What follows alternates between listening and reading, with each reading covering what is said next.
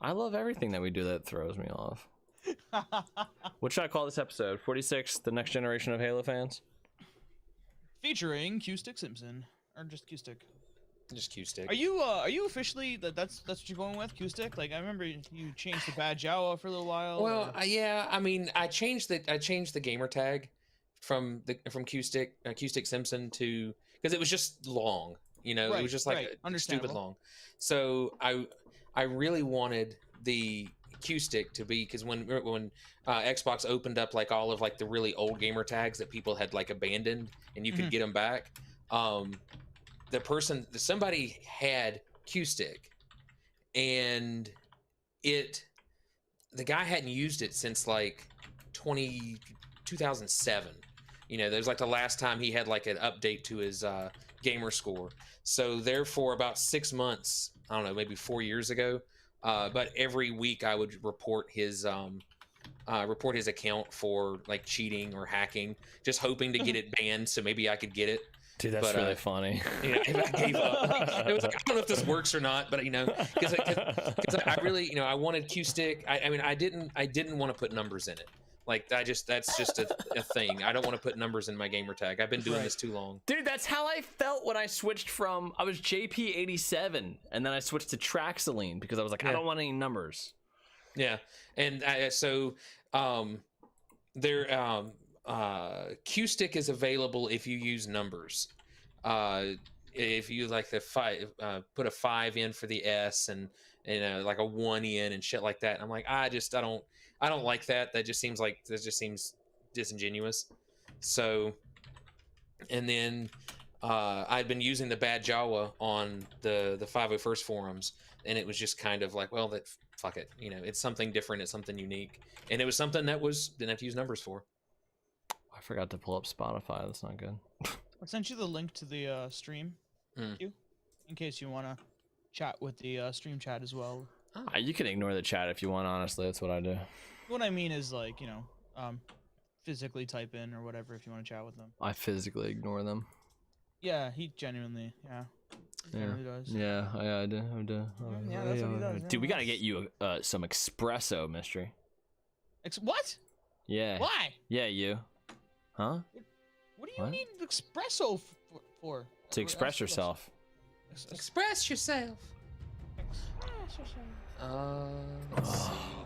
Dude, today sucked. I argued with this guy on the phone. I didn't tell him to go to hell, but I basically told him to go to hell. Okay, you're gonna elaborate? There's no context there. Yeah, I'm sorry. There's no context. That's fine. There's no context there. Yeah, okay, so I have this car that was in an accident. Wait, I was driving a car. I got into an accident. The car has been sitting in a parking lot for weeks because I've been waiting on the title to come in from the States so that way I can sell it to this company. The company's like, hey, we're gonna give you X amount of dollars. I'm like, okay, great, yeah, just come and take my car. I gave them all the info. The airbag's deployed, the windshield's busted, the you know, obviously the front is dented, the rest of it looks fine. And they're like, okay, here's the amount of money we'll give you. I'm like, okay, great. So time goes on. I'm waiting for the title to come in. Title finally comes in. I call the company because I'm off tomorrow. I'm like, okay, they can come and pick it up tomorrow. I call the company. I go, hey, just want to let you guys know, like, I'm all set to go. I got the title. They go, okay, let's just go over some information that you gave us before. I'm like, okay, yeah, no problem. They start asking about different details. And it gets to the detail when it comes to the airbags being deployed. And he goes, so the airbags weren't deployed? I said, no, they were deployed. He goes, oh, well, why didn't you tell us that before? I said, motherfucker, I did tell you that before. I clearly explained like the whole situation. And this guy starts giving me like an attitude. He's like, well, okay, well, we don't have it in here like this. I'm like, okay, well, that's not my problem. First off, I told you guys what was going on. So like, he just keeps going. He goes, okay, well, that's going to change how much we can give you. I'm like, ugh. I was expecting X amount, right? So he gives me the new number. It's X divided by 2. It's half of what I thought I was going to get. So I'm like, okay, listen, I'm not going to lie to you, sir. I'm a little bit annoyed and frustrated that I'm just hearing this now when I gave you all these details a month ago when I originally called your company. I said, I understand that if you didn't have the right information, that the price is going to be different. It's just, this is just a little bit shocking to me. And he goes, you're like, okay, whatever. So then we start trying to find a time tomorrow when they'll be able to, you know, meet me to pick up the car. Sorry guys, I know the podcast is supposed to start right now, but I'm gonna finish the story. So so I tell him what time I'm available. I say I'm available between 1 and 3. He goes, okay, well, we're only available 3 to 8 or 9 a.m. to 11 a.m. I go, listen, you know what? I really don't like the way that you're talking to me. I don't like your attitude. I don't like the way that you told me anything. I'm not going to go with your company. And like, he was just quiet for like 5 seconds, started talking. And then I hung up because I realized like, what am I even waiting for a response for? So I just hung up on the dude. And then I call another company. I'm not going to go through the whole thing, but I call another company, really nice lady, right? We get through everything. And then she gives me a number of like X divided by 10. I'm like, oh my God, I don't want to work at this other company who's giving me way more than you guys. You guys are like so much better personality wise. I was just like, it was such a frustrating. And then I had to negotiate them up. Anyway, it was just unnecessary. It's just unnecessary. All right, let me get this going here. We're all good. Everyone all set? Everyone happy? Are you happy, Mystery? Yeah, I'm happy. Yes. Good. I had my maple syrup today. It's good. I should have sucked on some maple syrup. Oh, okay. Someone's in a salty mood. What the heck? All right, we're recording. I should have. Maybe if I sucked on some maple syrup, I would feel better tonight. Maybe. Yeah. You know, just don't add any salt to the maple syrup. It would just make it worse. Won't that balance it out? Isn't sweet and salty like a thing though? It is, but not with Canadian maple syrup. No? No. You ever have like I'm trying to think of like salted caramel, you know? That's like sweet and savory. Yes, I have had Yeah. salted caramel. Yeah, okay. Well, isn't there like a thing like that but with maple syrup? There's probably salted maple syrup. Salted maple syrup? You want pure Canadian maple syrup. That's the only one. There you They'll go. withdraw your like beaver license if you don't if you like mess up the if you mess up the maple syrup, they take away the license they take away your flannel. All of that goes away. Yes. Your beaver license. You know, Q was waiting for that. For the record, we do have a third voice with us today. We do. And it's not Shadow, he's dead. And it's not Jimmy, who's also Jimmy. dead. He's not. Okay, well, both of them are not dead, but yes. Did you tell CueStick that every third person we've had on this podcast has died? Did you I have let him not. know Not that? as of yet. I figured we'd keep that as a surprise. Yeah, I'm glad you tell me that now. We're kind of like the final destination of like third people on the show. At some point, you might just avoid everything. I don't know. But yeah, ladies and gentlemen, we have CueStick here. Now, CueStick and I go a little bit ways back. Know each other through the Drunken Halo podcast. Rip. You've been involved in podcasts before. You have one right now. Can you tell us about that a little bit? Yep. We do the Politically Incorrect Gamers podcast, or Pigs Pod. It is with myself and my good friend Oreo. We've been doing the show off and on for about 4 or 5 years. You can find us facebook.com/pigspod. Give us a like. You can find us on Spotify, iTunes, Anchor, your mom, anywhere place that you can find a lot of people that are getting used. I'm gonna call my mom and be like, "Hey, yeah. mom, where can I catch Pig's Pod?" She's like, "What are you talking about?" Oh, back in my day. No, but yeah, we've been doing podcasts with I've been doing Pig's Pod for, like I said, about 4 or 5 years. I started doing podcasting back in 2009, 2010. Wow, that's early on. Mm-hmm. Yeah, back when we were using the little voice recorders on the, sitting around the table with like one mic, using what was it, Audacity to edit everything. Yeah, those you were were the really days. early to the game, 2008, 2009. Yeah, well, I think it was between 9 and 10. Oh, is 9 when we and started. 10. Yeah, I think Still that's when early we started. though. Yeah, we did a show called Fanboys Talking. It was nerd culture, geek culture type stuff. It was me, my wife, and about 4 of our friends, and we would get together at the friend's house, sit around the couch in like folding chairs or in the floor, and horrible audio because like, one of us would like get up and go to the kitchen to get a drink and, be like, oh yeah, we did this back in the day, and that type of stuff. So yeah, that was fun podcasting back then. But I think it was maybe in 2000. Oh, what year was it? I came back from college. I dropped out of college for the first time. I want to say maybe 2011. My friends and I got in the basement and we recorded half of an episode of a podcast that we were going to call Monkey See, Monkey View. Nice. But the audio was terrible. We were terrible. The whole thing was terrible. That did not go. That didn't even make it onto the internet at all. But like, I just remembering podcasting back then and what it was like and how like nobody was doing it except for, I don't know, maybe NPR, and there were a couple of other podcasts that I remember back then. Rooster Teeth had one that I think Rooster Teeth podcast. Yeah, Rooster Teeth's podcast was my inspiration to want to get into podcasting. I was going to ask you that. Yeah, that was kind of where I really wanted to get into it. And then for me, what really like shoved me into doing online podcasting was the Drunken Halo podcast. Yeah. Between them and PGCR, and may they rest in peace. They were kind of like the catalyst for doing it and kind of wanting to do podcasting and whatnot. And that PGCR is how I met Mystery. It is facts. Yeah, absolute facts. Yeah, my first online podcast was with Mystery way back in the day. Whoa, really? Yeah. I didn't know that. We're talking like PGCR days was almost 10 years ago now.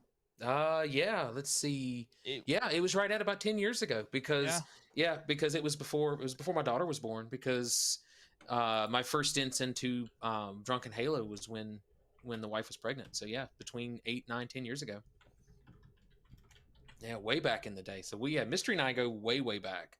We've done episodes and different shows together. We've had, we had the failed podcast, the Little Light podcast, which I would really love to. I really wish we'd have done more with that one. The Little Light podcast. What was that on? The Destiny podcast. Yeah, that was the Destiny podcast that we did. Yeah, we had that one, and then let's see, we've gone on and off the Drunken Halo. We were on PGCR together. I don't know if I've been on any of your other podcasts. I don't remember. I've done so many with Mystery, like I don't know where we're at. So yeah, I've been on Pigs Pod, and you've been on Let's Talk Halo, and okay, I couldn't remember if I was on Let's Talk Halo or not. Yeah, I do not remember. Not have a podcast and not have you on. Come on. Well, I know, but I was like, I genuinely don't like. We've done so much together over the decade. Like I don't know what you've done that I've not done, or vice versa.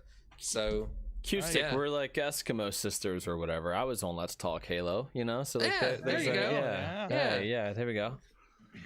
So now we're going to have to bring you onto PixPod, so then we can do, kind of go all full circle. Oh, there we go. It'll be like a little love triangle. Yeah. Exactly. Yeah. And then, if somebody would revive, Drunken Halo, then we could do that, but we'll see what but that's probably not going to happen. Resuscitate the Drunken Halo podcast. Well, their website is doing fantastic if you've not visited their website. Yeah. What's that podcast link again? What was that? JTpodcasts.com. JT Podcasts with the S, podcast.com. That used to be, I want to put a disclaimer out there. That used So for the record, I did send him that way last week. That is no longer a podcast website. Okay. Well, it could be a podcast website. It's just okay. That's fair. Our type of content. That's fair. It depends on what your kind of content is. It's just I would not open that in front of your kids or your grandmother. That's all I'll say. Absolutely not safe for work. NSFW. Depends on what your work is, but yeah, generally not safe for work. Yeah. It is what it is. What have you been playing recently, CueStick? Recently I have been playing a lot of Splitgate. Really? Ooh. Yes. I have become so sweaty playing Splitgate. They have one game type that I think every shooter should have. What's that? It is a 3v3, and every time you die, your respawn gets 5 seconds longer. And the objective is is to kill everyone on the other team before they respawn, and you play a best of or a race to 5 or 4, a race to 4 wins, and then that makes up one game, and it gets really, really sweaty. That seems pretty neat. Yeah, I like that idea. It reminds me a lot of Trials from Destiny, but a little less stupid. I never played Trials in Destiny, so it was, because you had to get the whole intent behind that one was it was 3v3, and you had to get to 7 wins without losing. And that seems like that could take forever. It was sweaty. Yeah, it did. And when once you got to the end, there was like, in-game level rewards, raid level rewards, and stuff like that, which was good, but it was impossible. Wow. I mean, it was terrible, and that turned me off of competitive shooters for a while, because it was just like, this is stupid. Why am I doing this? Wow, really? Yeah, it was impossible for you, but not your other co-host. No, he podcast. That was our trade-off. He would drag me through Trials. I would drag him through the raids. Yeah. So it was great. It was like the best of both worlds. Good dynamic between both of you. Yeah, so it worked. It was just stupid. Yeah, I don't know anything about Destiny. I tried to play Destiny 2. People convinced me to, and I played like 20 hours of it, and people were like, it gets good after the end game, and I still couldn't get into it after the end game. I was kind of mad I wasted all that time into it. Basically what they told you is it gets good after the game's over with. Yeah. And that's what makes it good, is the game's over and you're done. What a stupid premise. Like, oh, the game's good when you're done it. Like, what? What are you talking about? Like, at the end game, then it's good? But I don't know. I couldn't get into it. I tried. I played, I think I had 3,000 plus hours in D1. Wow. And Destiny 2 came out, and I was into it in the beginning, and it just kind of started to fall off, and I was like, I didn't like where they were going with the story. There was just so many little things that they did that I just didn't like. Interesting. Yeah. But yeah, I've been doing a lot of Splitgate is what I've been playing here lately, and if you haven't played it, it's free to download. It's Halo 3 meets Portal, and it is a absolute blatant ripoff of Halo. Yeah, I mean, they weren't shy about it. No, and they had the opportunity to talk to one of the journalists that interviewed it's 2 guys, they're friends that are running it. Okay. And my number one question for them was, how do you get away with this? Like, I mean, it's blatantly obvious what you're doing. Yeah. And their answer was the only thing they had issues with on like a copyright level was the sound of hit markers. That was it. Everything else was everything else was good. The skins, the weapon types, the weapon designs, game types, audio, everything was mostly good except for the sound of getting a hit marker. That's interesting. What were they Halo hit mark? Like, what were the hit marker sound? Okay. Yeah, they were. I mean, it was just like they copy pasted I mean, they didn't even. It was like they didn't even take the time to like change it a little. I mean, because you started playing it, and it was like, this feels like Halo 3. Right. It was kind of. It plays a little, a little bit slower than Halo 4, a little bit faster than Halo 3, and then you've got portals, which it's a cool concept, and it's a lot of fun. I always thought the concept was kind of cool. I always just, I sort of felt like when the game first was playable years ago, when the game was first playable, I remember thinking to myself like, who's this for? You know what I mean? In the same way that like when Medal of Honor came out with their multiplayer, and it was basically Battlefield, but just on a smaller map. It was like, who's this for? It's not Call of Duty. It's not really Battlefield. This is like some kind of, and so like I see Splitgate, and I'm thinking to myself like, who's playing this? Clearly, there's a bunch of people, because aside from you, I have a bunch of other friends who I used to stream with and hang out. They're all playing Splitgate. And I'm looking on TikTok, and I'm seeing Splitgate clips all over the place, and this one guy, he has a large following, and he does nothing but Halo and Splitgate, and it's like the Splitgate stuff is like what has like boosted his channel. So it's interesting to me to see people playing Splitgate, a game that I thought was kind of like dead upon arrival, and it's just not the case. People are really enjoying this game. People are enjoying it, and what blows my mind is people are paying for it. They're buying they're buying the battle pass, they're buying the skins, they're investing in it. The developers have said, hey, we've raised a shit ton of money. We're going to start adding more content, and they've done some interviews where they've said that large developers and studios have come and tried to kind of recruit them, and they've turned it Really? down. Yeah, so they won't say. Number one, they won't say who it was that reached out to them. But then again, they can deny a lot of things, especially if they're not really on the up and up. Like, oh yeah, we're totally getting approached by people. Yeah, all these big company, I can't Yeah. say who, but all these giant companies are interested in us. Yeah, exactly. Bungie 343. Yeah. But they did say they raised, it was like $1 million or something like that. They came out and said that they raised in their battle I thought it was passes a lot and stuff more like than that. It I might thought I have been. remember It reading could have been something like stupid. But they're like, hey, thanks to your giving us the ability to create more content, which is great. I mean, there's a ton of game types. There's a bunch of different maps. So I mean, they're obviously doing things right, and there's a market for it. I haven't gone back and played any Halo like in a while, but it definitely was like, man, this feels like some old sweaty days of like Halo 3. It's like, this is cool. They have currently raised $25 million for their game. They're doing a round of funding right now, shooting for $100 million, and they've gotten $25 million out of it. I think they'll get it. Either if they don't get it in like the player funding, they'll get backers. Somebody will give them the money that they want. That game has too much promise. That's so interesting to me, man. That's so crazy. But what gets me is there is a billion different skins for the guns, your character, your little portal gun, your jetpack, all have different, everything. It's super, like, for me, I don't really care that much, because there's nothing there that really wows me that I want. Right. But there's tons and tons of stuff. So, I don't even know what they're charging for their battle pass, but if you're into skins and stuff like that, the only thing I care about in games like that, I care about emotes. But other than that, like, I don't care about what color my gun is this color. I can't fucking see it anyway, so what's it matter? And I had one skin that was like bright and flashy and it was distracting. I'm like, well, this is stupid. I always thought that like Halo could kind of come out like when I first saw Splitgate and I saw like the portals, I was like, oh, this seems like a neat game mode that Halo could just implement.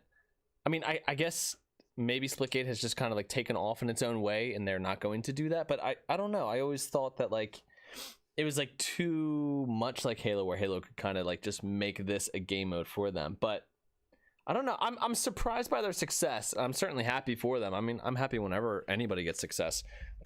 I'm just really surprised by it. I didn't think that there was a market for another arena shooter. And I guess this one's just like different enough, and maybe people are starting to get a little fatigued from the battle royale stuff. Well, that's exactly it. I really believe that there is a group of people that are just tired of BR games. Yeah.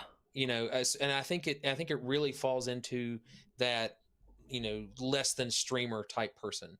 You're more casual person that, they're not going to get, their wins on PUBG. They're not going to get much on Fortnite or whatever other BR that's out there, or Apex for that matter. Yeah. You're not going to get a lot of wins. So it's like, what's the point of playing these BR games? So they're looking and wanting something else. And in comes in a casual, old school feeling Halo-esque game that, a lot of the 25 to 45 era, age people, that they can't put 30 hours into, PUBG or Warzone, Yeah.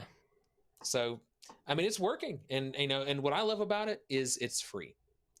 That's the big thing, is you've got a game that's fun, it's free, and it's almost like pay as you go, pay what you want to pay, and there's a game that's fun, and it's not eat up with ads. I'm interested in trying it out. There's a part of me that feels like my brain is like a little bit too simple, and maybe I'm just too much of an idiot to figure out where to like enter in and exit and everything like that. I guess that's part of the fun though, and like maybe you get more used to it as you play it, but it's honestly, for me, that's like a little intimidating. I watched some clips and I'm just like, I don't know how these guys figure out how to like close them off and go back in, and like just it's very clearly like Halo has always been like a chess match, right? And I've always like right. And I'm not the first person to say this, but like Halo is like chess, Call of Duty is like checkers, and Splitgate just seems like it's like 3D chess. It's like there's just this crazy, I'll put my exit over here, I'll put my, and then like going back and forth and shooting guys from different angles. It seems like I would just get wrecked by people.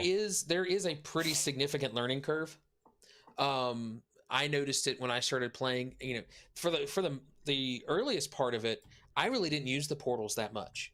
Really? I just treated it like I'm playing 4v4 Slayer, and just, you know, I'm going to put up, you know, I'm going to get 12, 14, 15 kills. I'm going to give up 12, 14, 15 deaths. I'm going to go even. Right. You know, as long as I cover what I die, I feel like I'm like adding to the team. Yeah, that's success in Halo. Yeah, exactly. Yeah, exactly. And it's just that it's that old filthy casual, you know, mindset from Halo. Yeah, filthy casual. Yeah, exactly. So, you know, once I then I kind of started playing it more, and then Oreo and I discovered that 3v3 takedown mode where you're fighting over the rounds and whatnot, and it gets way more sweaty, and completely different maps. They're much smaller. Okay. You know, they're set up for, you know, 3v3 type engagements, and some of the maps you can be in their spawn within the first 2 to 3 seconds if you know how to use your portals. I'm like interested in it. You know, I'm not gonna go up and ask Splitgate out for coffee yet, you know, but I'm like kind of like interested. It's catching my eye, so maybe I'll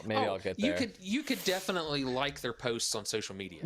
That's where you should be with Splitgate, I think. If I was on social media, I'd probably be liking their posts. I'm watching Splitgate clips on TikTok. There you go. Well, that's a start. Yeah, know? So you can kind of like them and kind of get the feel out. You know, kind of get their routine down. Exactly. When do they come in for coffee? Yeah. When does or when's it come in? Yeah, exactly. Okay, same time every day. Okay. Mystery, what have you been playing, man? I've been playing Payday 2 with the Goof Troop, some Halo MCC, Halo 5, and Crash Bandicoot 4. Wow. Okay. How's all that going? It's going great. Payday 2 is super glitchy on Xbox One. That's good. No, I mean, it's funny, I suppose. There have been times where we'd be in the same, like, you know, in the same mission, and at some point, I don't know why, but like my entire team is like dead, but they see me running around, but I see them dead, right? Or like in jail or whatever. So they're just lying on the ground on my screen. Okay. And then like all of a sudden, all the enemies just kind of despawn from the map, and I'm just running around in this map, and like everybody's just like, "Go to the escape van, go to the escape van," and I'm sitting there like, I don't know where the escape van is. It's not showing up. Sounds like a little bit of a mess, not gonna lie. Payday 2, I only played it for a little bit. I don't remember how that game works exactly. But right, well, I mean, so Xbox 360 Payday 2 was so much more stable, and then they added this on Xbox One. They have the Crime Wave edition, and they added all this new DLC where you can play as people like John Wick or like other kind of characters. Right, and yeah, they have all these ridiculous melee weapons, and they added like new skills and so on and so forth. So like, I guess, I don't know, in the process it ended up getting super glitchy. It seems like such a random game for you guys to get into. It really is, but we're loving it just because how ridiculous it is. That's good. I mean, hey, look, if you're having fun with it and you're enjoying it, that's good. Yeah. I will admit, I have not played Payday at all, and I feel really bad for saying that, because I've watched stuff that Mystery does, and I was like, hey, this looks like a lot of fun, and I've watched other people play it, and I was like, man, this does look like a lot of fun. Mm-hmm. And it was just like, I just don't, you know, you just have some games that you just like, you have it on the shelf, you want to play it, and you just don't. I don't have any reason. Like, I have no excuse for why I haven't played it. It looks fun. I think it would be a lot of fun if you play it with friends. I don't know if I want to play it by myself, but it's definitely do not play with. Don't play all by yourself. Play with. Yeah, friends. I think it's definitely like a social game. Absolutely. For sure. That's how it was with PUBG a little bit. I only ever watched people play it. I think I might have played it twice, but I must have watched maybe close to 100 hours of streamers playing PlayerUnknown Battlegrounds, but I never played it. I guess I did. I played it twice, but yeah, there's definitely games like that. I was the same way with Fortnite. I was like, what? Yeah, I played it. I think I've played it maybe once or twice. I know I've played it once for sure. And a friend got me to play it, and it was early on when it came out, and I was like, this is really cartoony. Like, it was very much like looking down my nose at, like, I'm better than this, you know? Wow. And and I was like, this is, and for me, I'm like, this is never going to go anywhere. This is stupid. Like, what, you know, who would want to play this? you know, this like oops. Fortnite was the only game that I've ever been like right on. Like I was in early on Fortnite because I was waiting for PlayerUnknown Battlegrounds to come to Xbox because I really wanted to play Battle Royale. So Fortnite shows up in October of 2016, I think. And I start playing it and I'm like, oh my God, this game is so much fun. I remember tweeting out and saying, what did I say? I said something like, I am really curious to see if Fortnite affects the amount of people who are going to buy PUBG on Xbox. Because honestly, I'm enjoying Fortnite so much, I don't even know if I'll play PlayerUnknown Battlegrounds. I remember people laughing at me. They're like, dude, no one's going to play that game. That game sucks. No one's even heard of it. Once PUBG comes out, everyone's going to play that. And this game just takes off and becomes the biggest thing. What was the thing that kicked that off? That was Ninja playing with Drake or something? No, I mean, that was I don't feel like that was what kicked it off, but that was a big moment for sure. Okay. I think that was more for gaming in general, just getting more into the mainstream. Because Fortnite was its own thing. Like Fortnite, at least in the gaming world, Fortnite was like, it was feeding itself. It wasn't like Drake and Ninja played and then all of a sudden people started playing Fortnite. It's like so many people were playing Fortnite that like Drake was playing Fortnite, watching Ninja, because Ninja was the guy to watch Fortnite, partly because Dr. Disrespect was going through his whole controversial thing, had to step back from streaming. So when he stepped back from streaming for this little window, a lot of his viewers went to watch Ninja, so Ninja gets boosted up, and then all of a sudden Fortnite takes off, Ninja's right there at the top and just rides that wave to, you know. It's something to be said. And when I like I said, when I first played Fortnite, I thought this was the dumbest thing ever. And then I was like, "There's no way that this is going to go anywhere." And like, cut to like 6 weeks later on Monday Night Football, and they were talking about, I don't remember what game it was, I don't remember what team it was, but 2 of the players were benched for Monday night because they didn't make practice because they were too busy playing Fortnite. Yeah, I remember that. You know, and it was like, damn, like what is happening here? Yeah, like what is this? Like these guys are making millions of dollars playing a sport, and they're, you know, missing out on their prime time television, Fortnite, you know, for Fortnite. I'm like, what the fuck? Yeah, what is going on? Yeah, and then I, you know, but I really wasn't into the BRs early on. I didn't really care much for them, and once again, to me, it all comes back to, I'm a very social gamer. Okay. I don't like gaming by myself, especially if it's multiplayer. Like, you know, there are some, you know, campaign single player stuff that I'll play by myself. Sure. Like I play a lot of Skyrim and stuff like that. But when it comes to, if I want to sit down in an evening and play video games, I want to play with someone. Right. And like Oreo introduced me to Apex, and we played the shit out of Apex for like 2 years. Wow. And I think your biggest concern was you just needed a third. Oh yeah, that's Pig's Pod tradition, is we need a third in Splitgate too. And it's just like every game we play, it's like we did find a Spellbreak. We were playing Spellbreak there for a while, which was the magic spellcasting BR game. I remember seeing that at least advertised. It's a lot of fun, and they had a doubles mode, and we did the Lord's work in a number of different of the doubles games. But yeah, it's like the curse of Pig's Pod is like, we just always lacking a good third. But yeah, we played a lot of Apex, but I never did much of anything else. I liked PUBG, but I just didn't have really a lot of friends that were playing it, so it's just kind of like, you know. And to me, PUBG always kind of felt boring. It's like, run across the map for 30 minutes to die, and I'm like, oh, this is fun. There was something about PUBG. I remember watching, I forget who I was watching, but there was this moment where these guys are playing, and like they're being attacked on like 2 different sides, and the game is so tactical, and like you can hear bullets like snapping and whizzing by on both sides, and it was because it was like slower paced and not so quick. Engagements also lasted longer, I felt like, at least sometimes. And there were just so many memories that I have of watching other people in these crazy intense situations.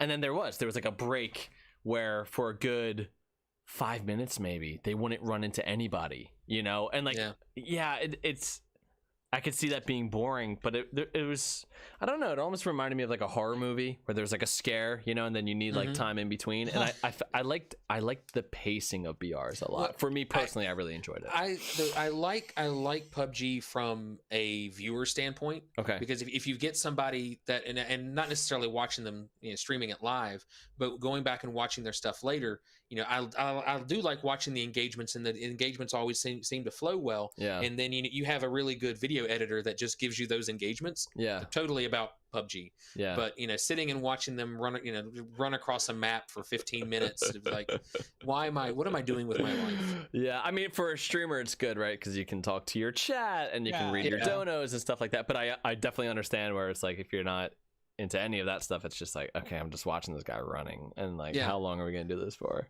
Yeah, like, I'm not interacting with you, you know, I'm not, like, I don't care.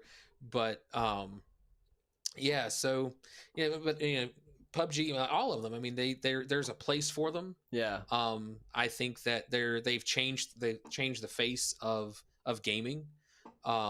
When Red Dead puts in a BR mode, you know, it's kind of like, you know, it kind of like people are starting to catch on. Yeah. That there's a thing for it, you know. Yeah.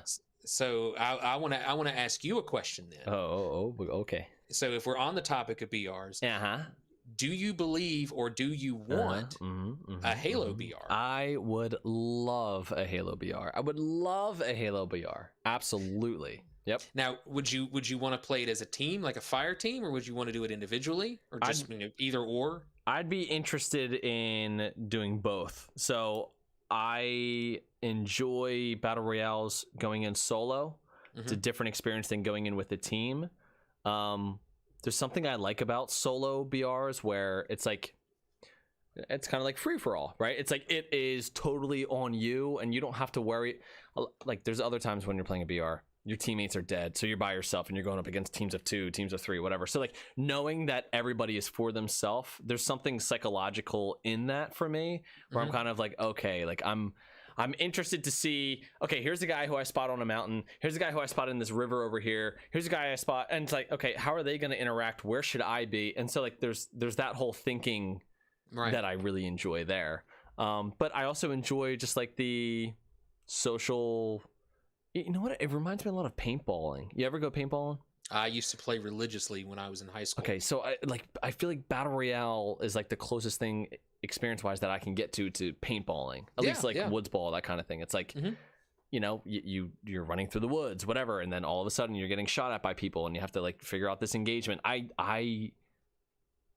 you don't know where the engagement's going to be, right? That's the other thing, is like, in a regular arena map, you know where players are going, you know the flow, you know you're going to run into people. In a BR game, it's like, I might be able to run through these woods and not meet anybody, or I might run through these woods and like accidentally get stuck in between like 2 other teams. So it's like, you don't know where the engagements are going to be. And to me, that always kind of kept it fresh. So I love the BR experience. 100% I do. I personally believe that the biggest mistake that they could make with Halo right now is not giving us a BR. Interesting. I think that. Where's Jimmy now? Yeah, we're right. Well, he's the dead. state, that's where he is. Well, rip. F in the chat.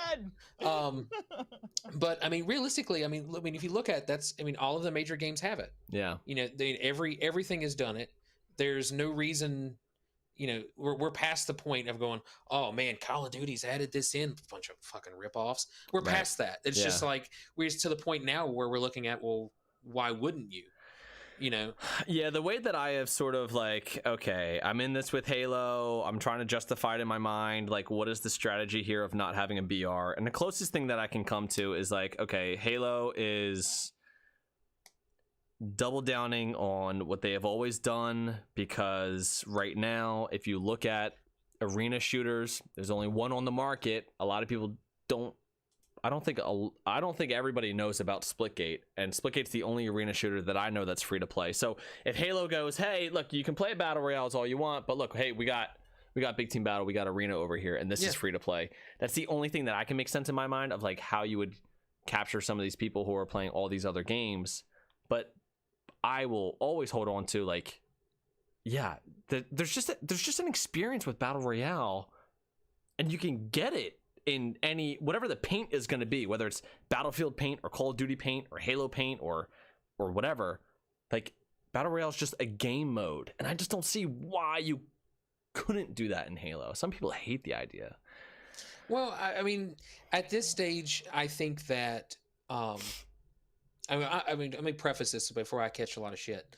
I'm a huge Halo fanboy. Have been, always will be. Some of my greatest experiences with first-person shooters has been and will always be Halo. Halo is dying, and it's dying a very hard, graphic death.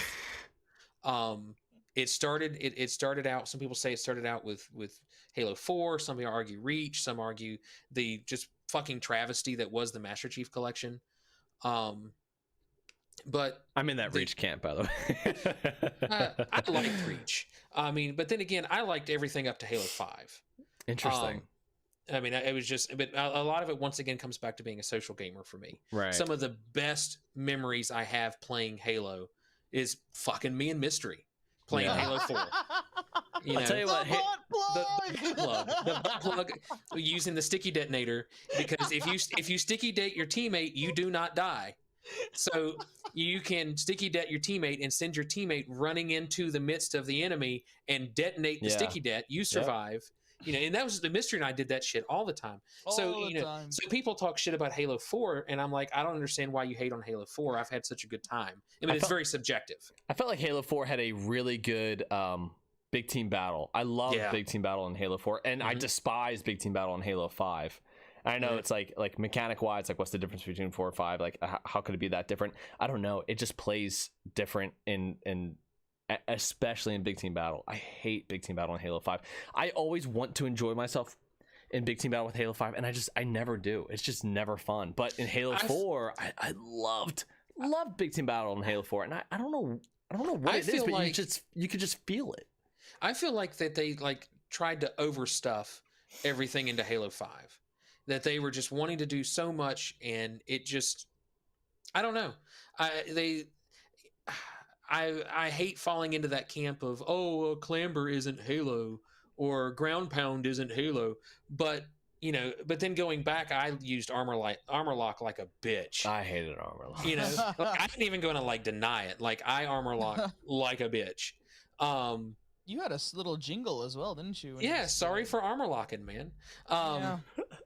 But yeah, every single time we load up Halo Reach, the first thing you always say, sorry for armor locking. But I mean, I probably quit Halo Reach because of people like you. It's a good possibility. It is a good possibility. But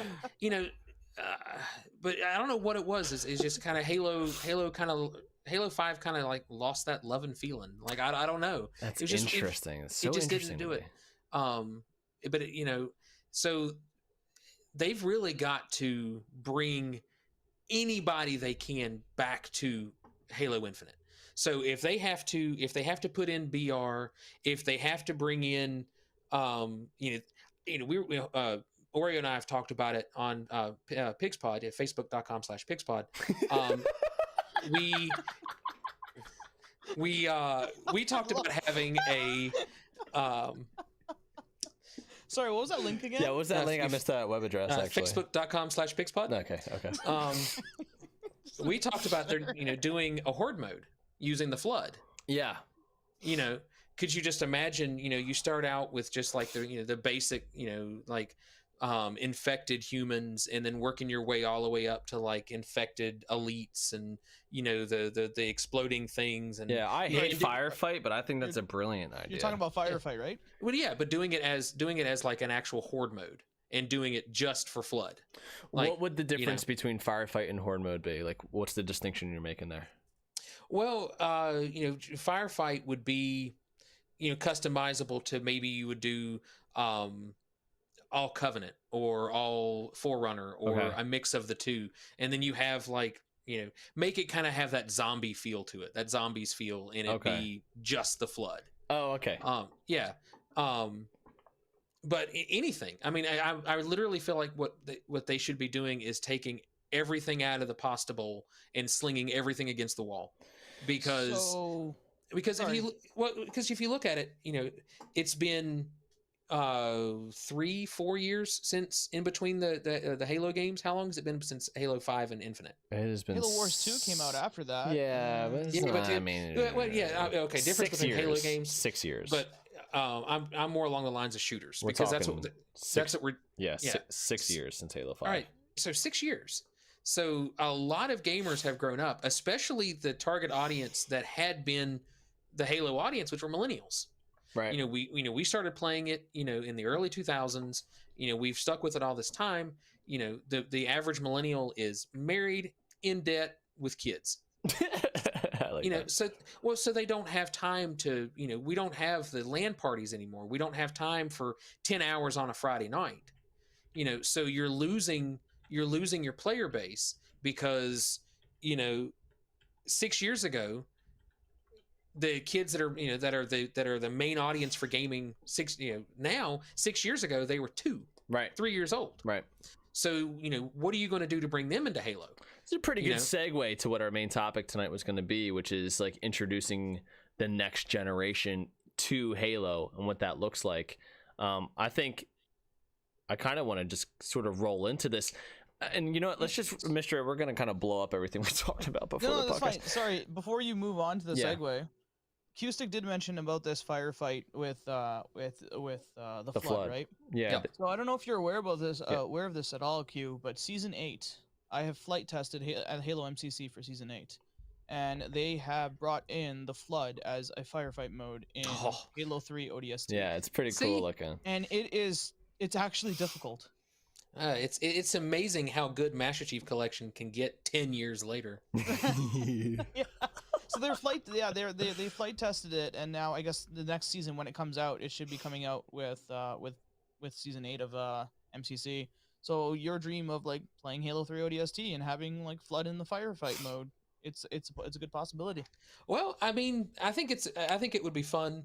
But like I said, I'm still going to come back to it. You're going to have to throw everything in the kitchen sink. In Infinite.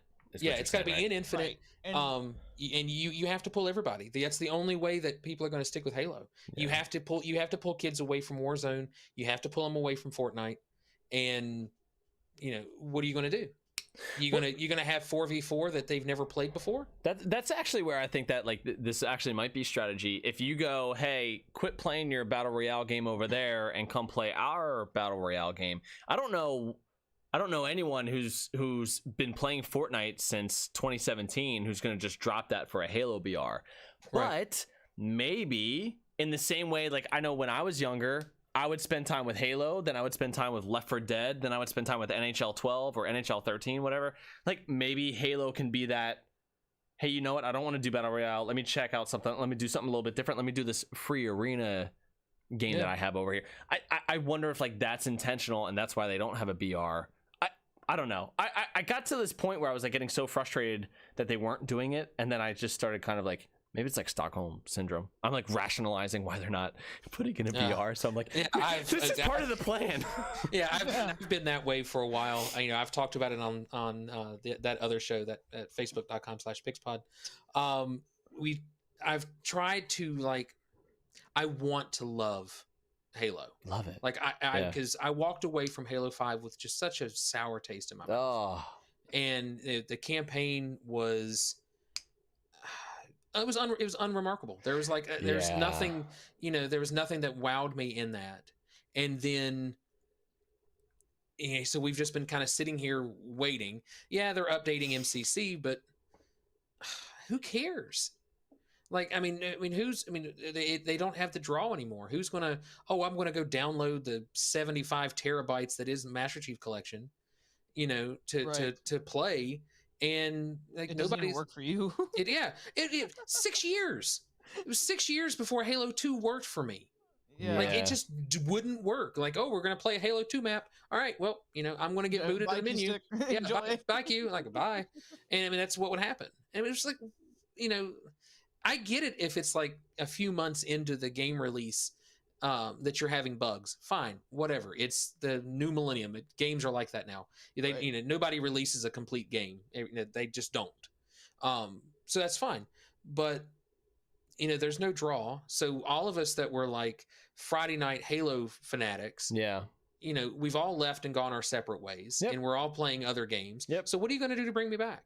What is it? What is going to be that wow factor? It's funny. Our co-host, who I started this podcast with, his name is Jimmy, and Jimmy was a Halo 2 player primarily. Played a little bit of Halo 3.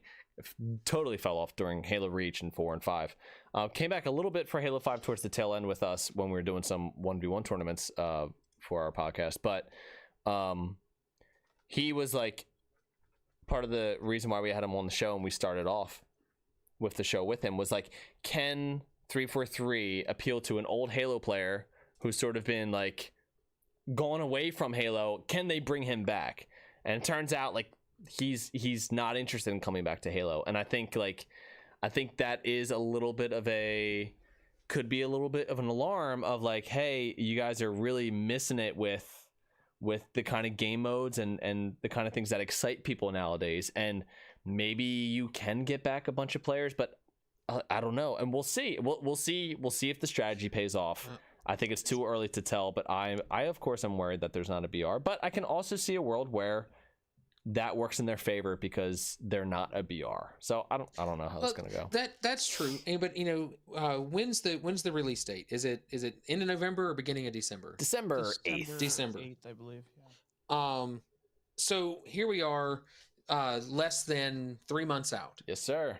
The one thing that I did give Halo 5 a lot of credit for is they were pushing that hunt the truth, which they just abandoned. Like, what the hell? That was fantastic. I just made a TikTok on this. Yeah, it was so cool. Like, well, why? Why did we walk away from that? So they're not hyping it. E3 is a shell of its former self. Some of it's COVID. Some of it is just the industry in general. So when they were hyping Halo 4, they had these huge reveals and all this shit was going on, and there was that the really cool Guardian coming up out of the desert to look at Chief, and you're like, holy fuck, what's going to happen? None of it. Yeah. This is being bottled up like it's a fucking Marvel movie, and you're like, that's not how you hype players for your video game. Like, you got to give me a reason to come back. Now, I feel like I'm an outlier because I'm gonna go ahead and I'm gonna buy. I need to buy the new Xbox, which you can't find, so good luck. I need to buy a new Xbox. Yeah, I need to buy a new Xbox, and then I'm going to buy, I'll have Infinite for the new Xbox. So I'm going to take that leap. But I've talked about this, and I've said that this is it. This is my last. This is your last hurrah. This is your last shot. Halo's last shot with CueStick right here. And I feel like I'm not in the minority with that. I think that there's going to be a lot of people that they're probably not even going to give Halo that much benefit. They're not going to rush out and pick it up. They're not going to rush out and like upgrade their console to play it. No, no, not at all. Yeah, there's no. I feel like people are more optimistic on Halo Infinite right now, generally in the gaming community. I hope, maybe, like I said, at least that's the sense that I'm kind of getting right now. Last year, I think people were really like, "What is going on here? Why does the campaign look like this? Why is this being delayed?"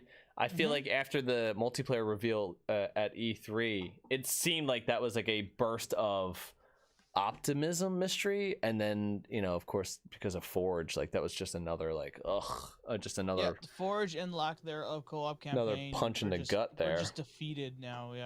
But for the general gaming community who's mostly going to be playing the multiplayer only anyway, I don't know. I'm feeling optimistic right now, but I definitely understand the concerns for sure. Yeah, and for me, they're gonna have to hit me with an awesome story. Like I need to be wowed. Man, and have some great characters right now. Well, they've always had great characters. With Atriox. They've had excellent characters that have been dating all the way back through the books, going all the way back. There's plenty of lore to draw from. There's all kinds of shit that you can do. So, it needs to have a killer story. And then they're like, oh, but spoiler, there's no co-op. Like, yeah, that sucks. It's like, why are you doing this? Like, here, once again, it's just like there's like this team at, sitting in the studio going, what can we do to just fuck this up more? Like, I get they have like development issues, they have delays, COVID, totally understand all of those things. Well, they also had too. We talked about this last week. There's this Reddit post, and Mystery said that you guys had talked about it before, so I know you're familiar with it. About Joe Staten coming in and being like, "What the hell's going on here, guys? We can't do it. Like, we can't do the campaign this way. This isn't fun. We gotta change some things up." So like, that also concerns me a little bit. Of like, if your campaign's getting changed a little bit and how it's formatted and stuff like that, and that's where I start to get a little bit concerned. It's like, okay, that's why the co-op's getting delayed, right? But at the same time, it's like that. It's been 6 years, and I just, no matter what your excuses are, no matter what the reasons are for why the game is not complete day one, like, people don't care about that. And I say this all the time when it comes to crunch, because everyone's like, "Oh, I'm so worried about all these employees in crunch time." Nobody gives a shit when the game comes out. Either it's good and it has everything that people want, or it's not. Nobody's gonna go, "Well, it's not great, but you know what? They avoided burnout." Like, nobody gives a shit about burnout after the game comes out, except for some people who are on Twitter who are like excited about, you know, making sure that people don't get burnout. But like, at the end of the day, it needs to be there, and co-op campaign isn't, and Forge isn't, and we're hearing about a bunch of changes to the campaign. It's like, ugh. Well, you know, when I heard they were making changes to the campaign, the very first thing I thought of, I know you're not familiar with it, but some people might be, is how much they changed the Destiny campaign before it launched. I do know about the Destiny campaign changes, and it was hot garbage. I mean, it was to the point where, hey, we gave you this campaign, but you're going to have to close out of your Xbox, go on your PC, go to a completely separate website, and read about the lore there. But that's the only way you can get the lore. Yeah, it's like how lore was done in video games in the 80s. Yeah, it's like we were way past this. Yeah, way past this. And so like I said, I'm very leery. I'm taking a huge risk and investment because, you know, I've said on our show, I don't have any reason to buy the new Xbox. Like, there's nothing out there that's like, oh man, God, I got to play it. You know, I got to get it to play this game. Yeah. Nothing. There's literally no reason for me to do this, but I'm going to go ahead and take the leap. And the only reason why I'm personally taking the leap is because, you know, thanks to crypto miners and all that bullshit, I can't build a PC for less than like $7,000. So, you know, I mean, I'm running off a Walmart special right now, you know, and it's like, I can't afford, you know, $2,000, $3,000, $4,000 upgrade everything. Yeah, to upgrade to be able to play PC. So I'm like, you know, I'm going to go drop, you know, with everything, what, you know, $500-$600. It's still, you know, that's not even half what I would pay for a PC. Yeah, I hear you. You know, I hear you. so, I don't disagree. I definitely don't disagree with that. Oh, I can bitch for hours on that. Well, the good news is that, like, if Halo Infinite totally misses, you have like 10 years to save up enough money for an Xbox console for when the next. I think at that point, Q is just done. Oh, no, I've said I'm done. At that point, yeah. I mean, I don't game as much as I used to anyway. You know, like I said, you know, life, debt, and kids. You know, I can't devote the time that I used to gaming, so I can't justify. Right. You know, I can't justify the costs. And, you know, I've moved on to other games. I run some D&D campaigns, you know, online and offline. You know, so my gaming has changed drastically really since COVID. And I don't console game as much as I used to. So, you know, this is either going to, you know, be it's going to suck me in and I'm going to get my money out of it with Halo, or it's just going to be a really expensive paperweight that sits on my entertainment center. Damn. Yeah. Damn. So it's kind of heartening. You hate to be like that. As a little house for your snakes. Yeah, exactly. Yeah, it's it doesn't warm. have to be a paperweight. Yeah, I can put the snakes in it. At least it'll be warm. But, you know, it's just. Yeah, so I mean, I'm really like, I'm grasping, you know, hoping and praying, like, please, you know, feed me. I'm like the little boy, you know, please, sir, you know, please, sir, can I have some more? Yeah, I mean, just help me out here. Give me a reason to maintain being a Halo fan. Otherwise, I've got 15, 16, how, you know, what? No, it's like 17 years, 18 years of Halo. Under your belt. Yeah, I mean, whenever CE came out, that's what, 20 years now. Yeah, however long it's been, and it's just like, I hate to walk away from a franchise that I love, but I mean, there's no reason for me to stay. I've consumed all the books, You know, I've played everything that I want to play, and you're not going to give me anything new. So, fuck. Yeah. Yeah, you shouldn't stick with something if you don't like it. You know, what's that? The sunk cost fallacy right there. It's like, oh, I poured all this money into this thing, so I have to keep it. It's like, nah, dude, you're done with it. Be done with it. Yeah, that's kind of where I feel like but I'm hoping. I'm really hoping. Otherwise, I want to see greatness. Did you play the last flight? Okay, I will say this. Of in terms of gameplay, how it feels. I am a huge fan of Halo Infinite.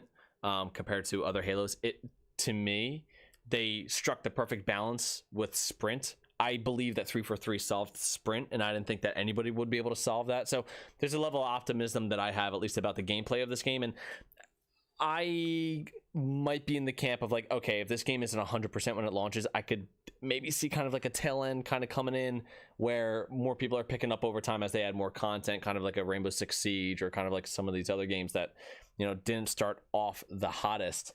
But I'm actually very optimistic for Halo Infinite. I like the way it plays. I like the way it feels. One thing, Mystery, and we talked about this before, that has me a little bit concerned is there's like still this outline thing actually. Yeah, it kind of bugs me. I hope they can fix that, and maybe they will. Maybe when we get our hands on it this weekend, maybe that'll be better. I don't know exactly. Something I wanted to talk about here, and real quick, actually, Mystery, did you have anything that you wanted to chime in about that we've been talking about so far here with Infinite? Anything that I wanted to chime in on? No, CueStick is just spitting out bare facts. Yeah, Kylie in the chat is very happy that CueStick is here, and I think you guys got another subscriber to your Pigs Pod. Yeah, Facebook.com/pigspod. Real quick, something I want to talk about here. They were talking about Halo Infinite. They put out a Waypoint article, and something that they started talking about was progression challenges and customization.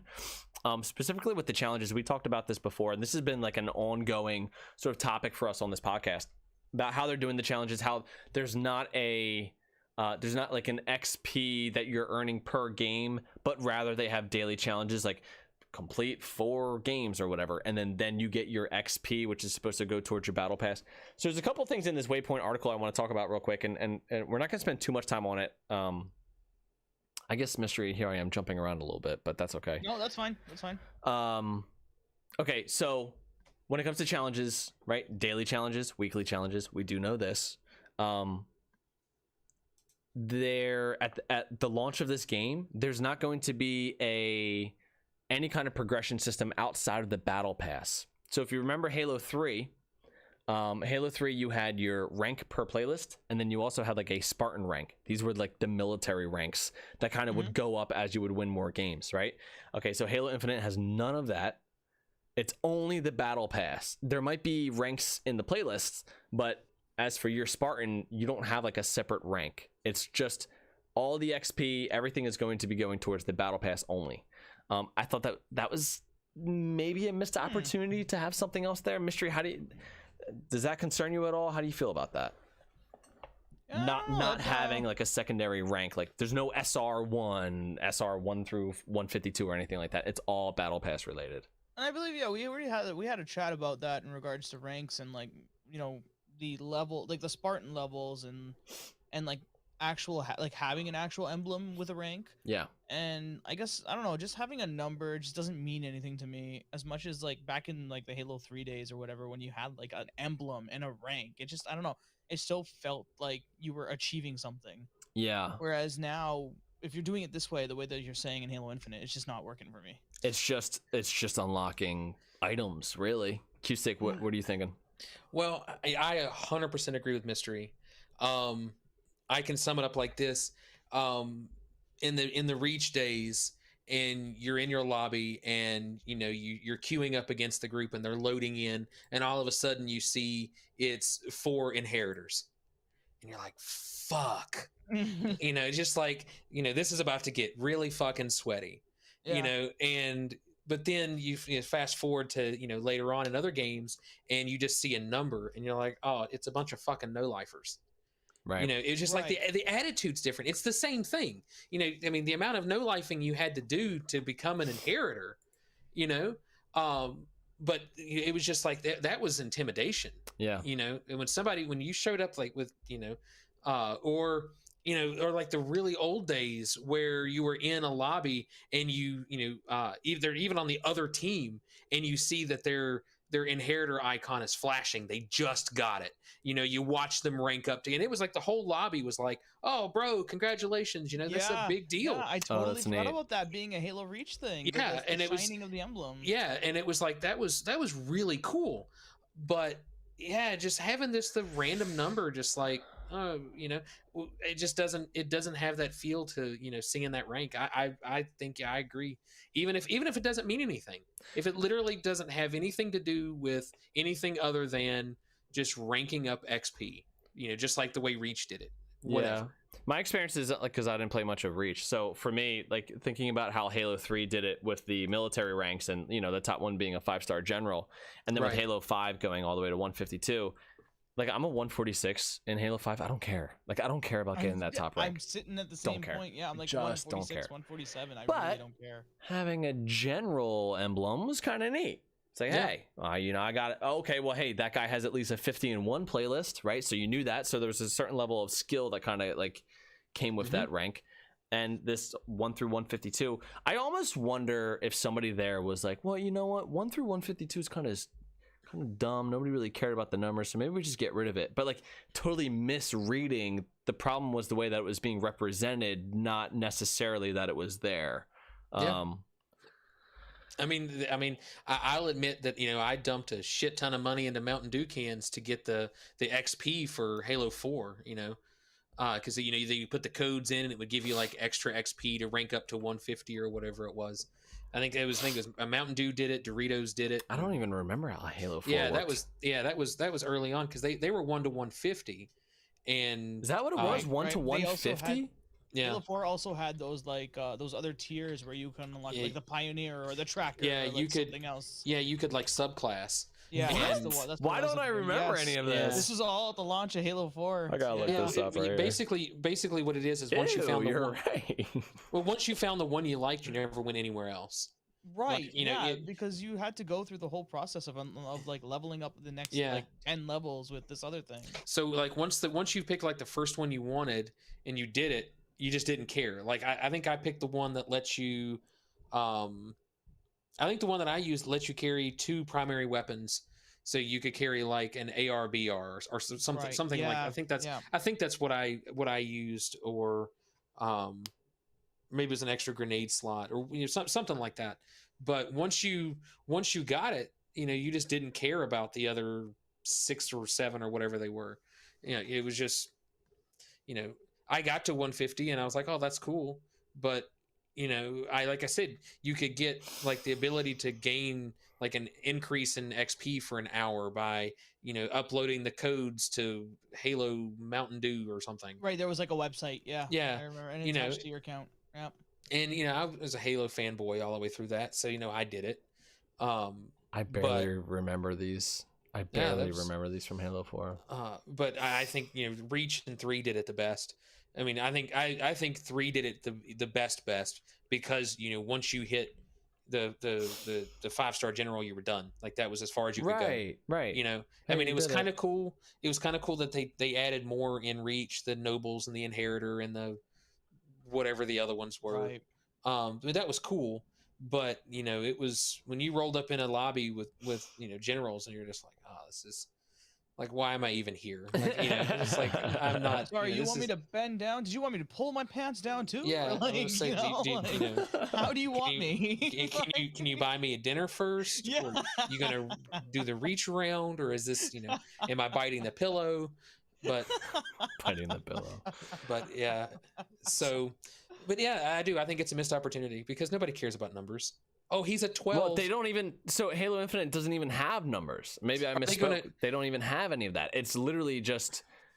Are they not going to display your battle pass rank? Are they not displaying that at all? So the battle pass isn't even a rank. It's just tiers that you're going through to unlock items. That's not being displayed. The only thing that I think is going to be displayed. Yeah, effectively, it seems like here's the little line that they have here. We have heard community feedback around wanting more progression options, including things like quote-unquote match XP to feed into the battle pass, and an entirely separate incremental system along the lines of earning SR-152 in Halo 5 Guardians.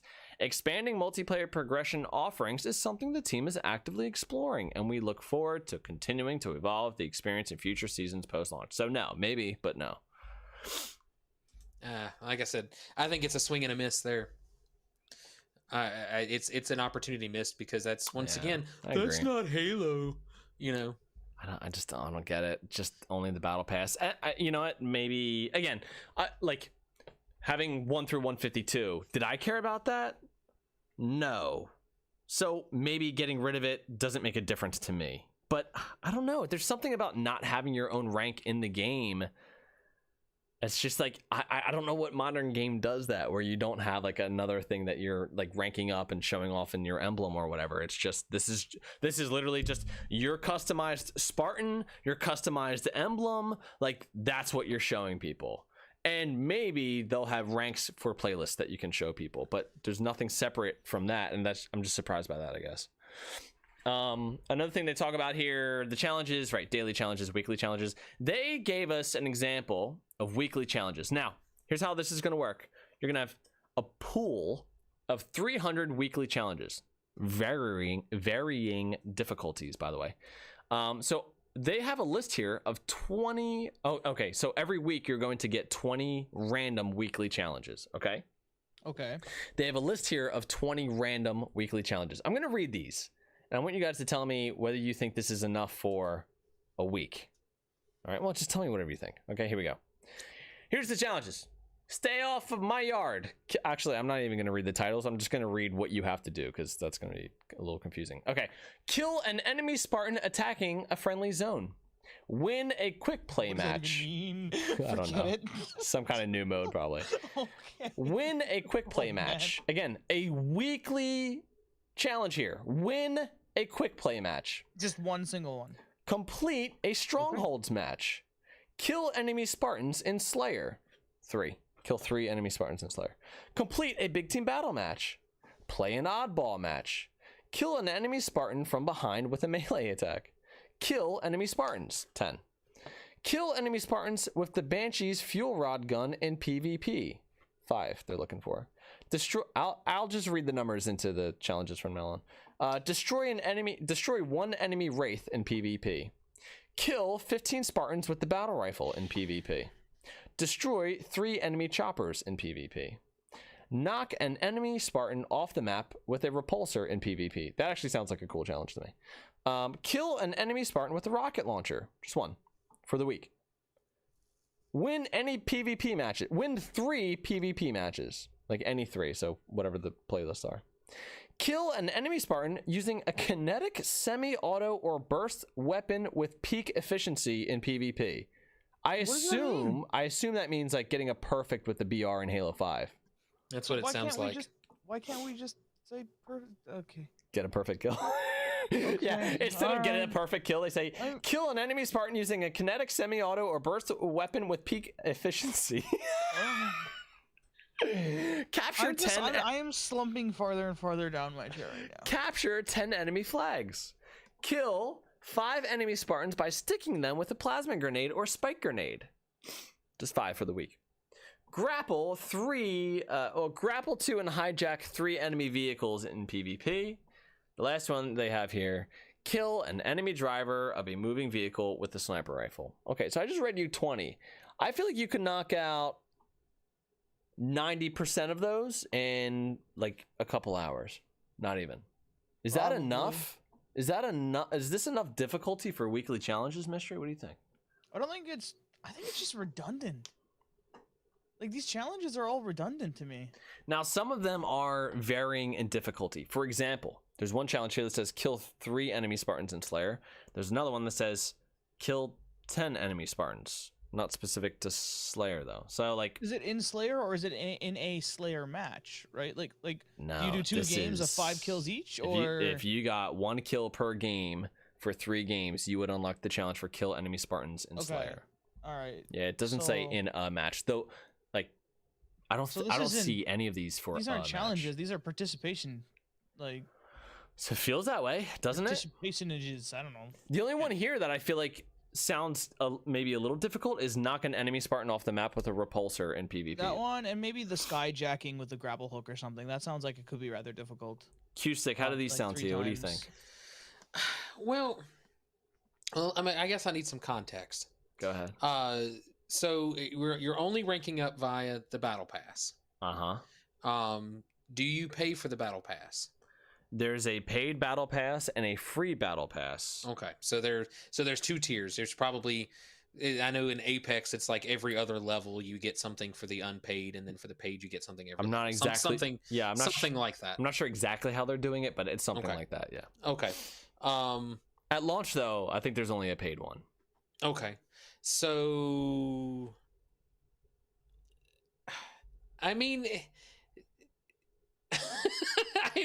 God damn! Whoa, I'm trying. For words no, here. I'm trying to be nice. I remember. We're trying to stay happy, go lucky, and positive. I'm not trying to be Debbie Downer. We don't have to be happy go lucky pot. We're not getting paid by anybody, so feel free to say whatever you want. Well, once they start paying me, okay, I'll start telling you guys to be more positive. But they're not paying me yet, so.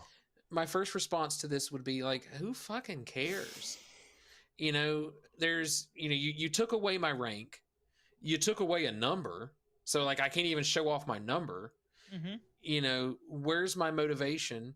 If a battle pass, and this is a personal thing, if the battle pass has any ability to give you an edge, if it's anything other than skins and cosmetics and emotes, if there is a gun that can only be gotten by paying for it, fuck your game. So that's definitely not happening for sure. It's all cosmetics, right? So it's all cosmetic. So who cares? If I gotta, I'm gonna pick up 3 Spartans in a game. That's a guarantee. Now, I guess you could say, it makes the people that are more casual players that they might not have 30, 40 hours this week to play. So, the weekly, it might take you. So, if I can sit down and play 2 hours and get my weeklies done, then maybe it's worth it. That's fair. Because that was a bitch in Destiny. Was okay, I gotta I have to log in this week. I have to log in after Tuesday. Bounties or whatever. Yeah, to get your bounties done, get your weeklies done. So it became more of a chore than it did. If I miss out on turning in these bounties, I'm not going to get enough XP to be able to do whatever it is I'm trying to do. So they're kind of giving you low hanging fruit, so you can jump in, get your stuff done, rank up your battle pass to get that that emote that you want, that's what I care about. I care about emotes. You like emotes? Yeah, I like emotes. So that I could see, but there's, unless you got something really freaking cool, I probably won't buy your battle pass. Yeah, I mean, I think like, okay, when it comes to purchasing a battle pass, 100% for me, it's like what are the cosmetics that are in it? That's what I'm interested in.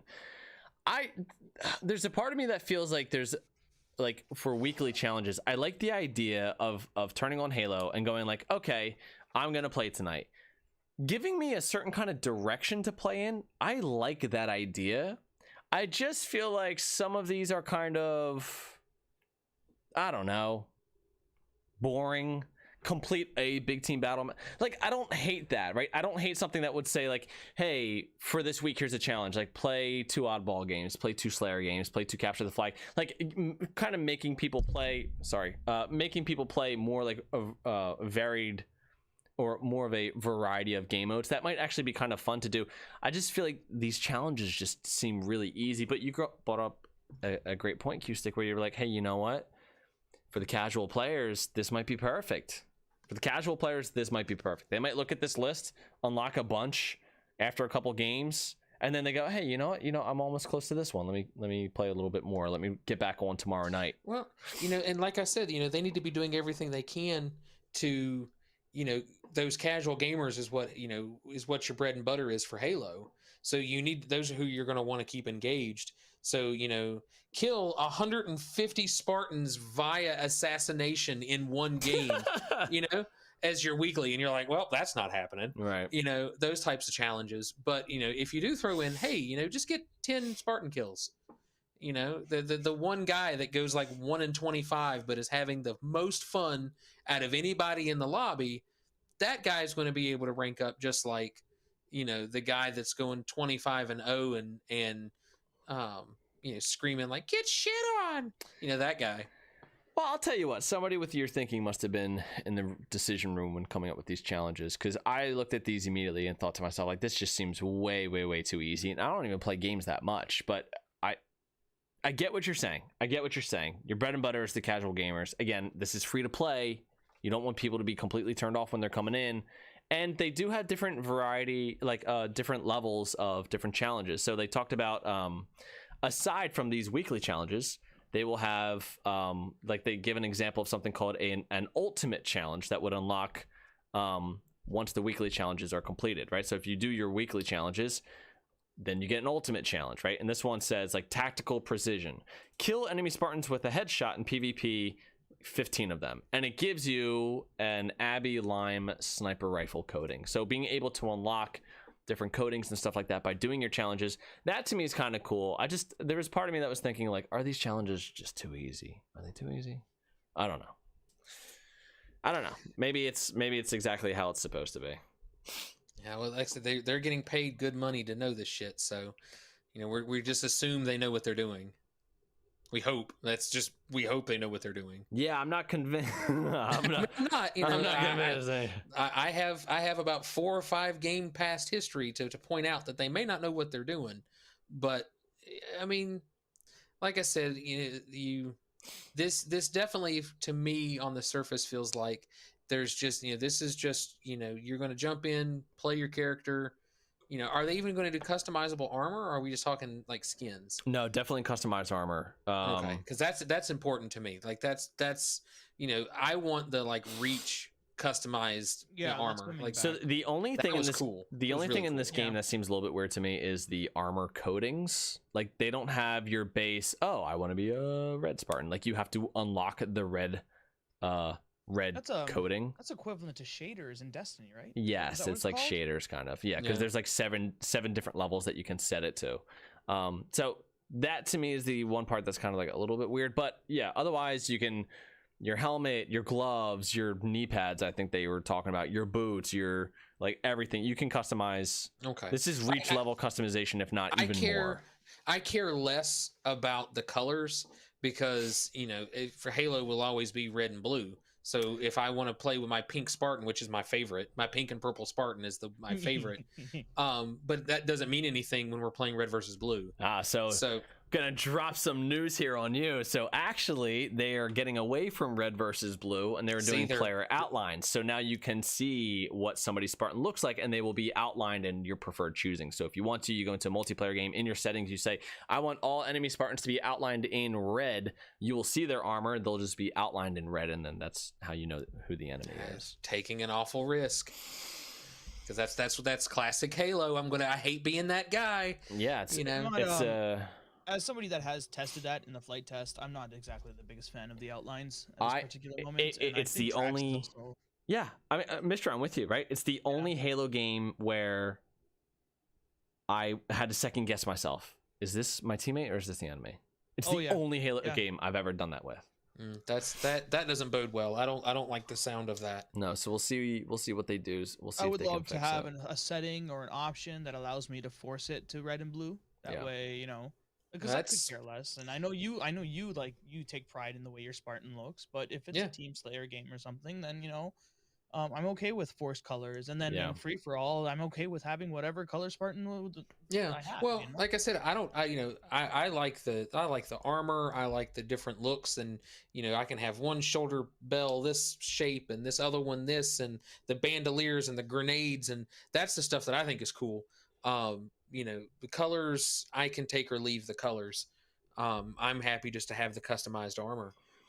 But taking away red versus blue, that's so much. I mean, that's ingrained into the lore of Spartans, and then because you have red team and you have blue team. I mean, it's not anymore. They explain it. They are leaving us behind. CueStick. Man, and then that's just come on, you're not doing it for me here, guys. We'll see what happens. I mean, look, like you do have to balance out, hey, I spent money on a battle pass, and I unlocked all this armor and these coatings, and I can't even see what my guy looks like. So it's like, okay, well, hey, you know, you can do that, and we'll just outline you in a color.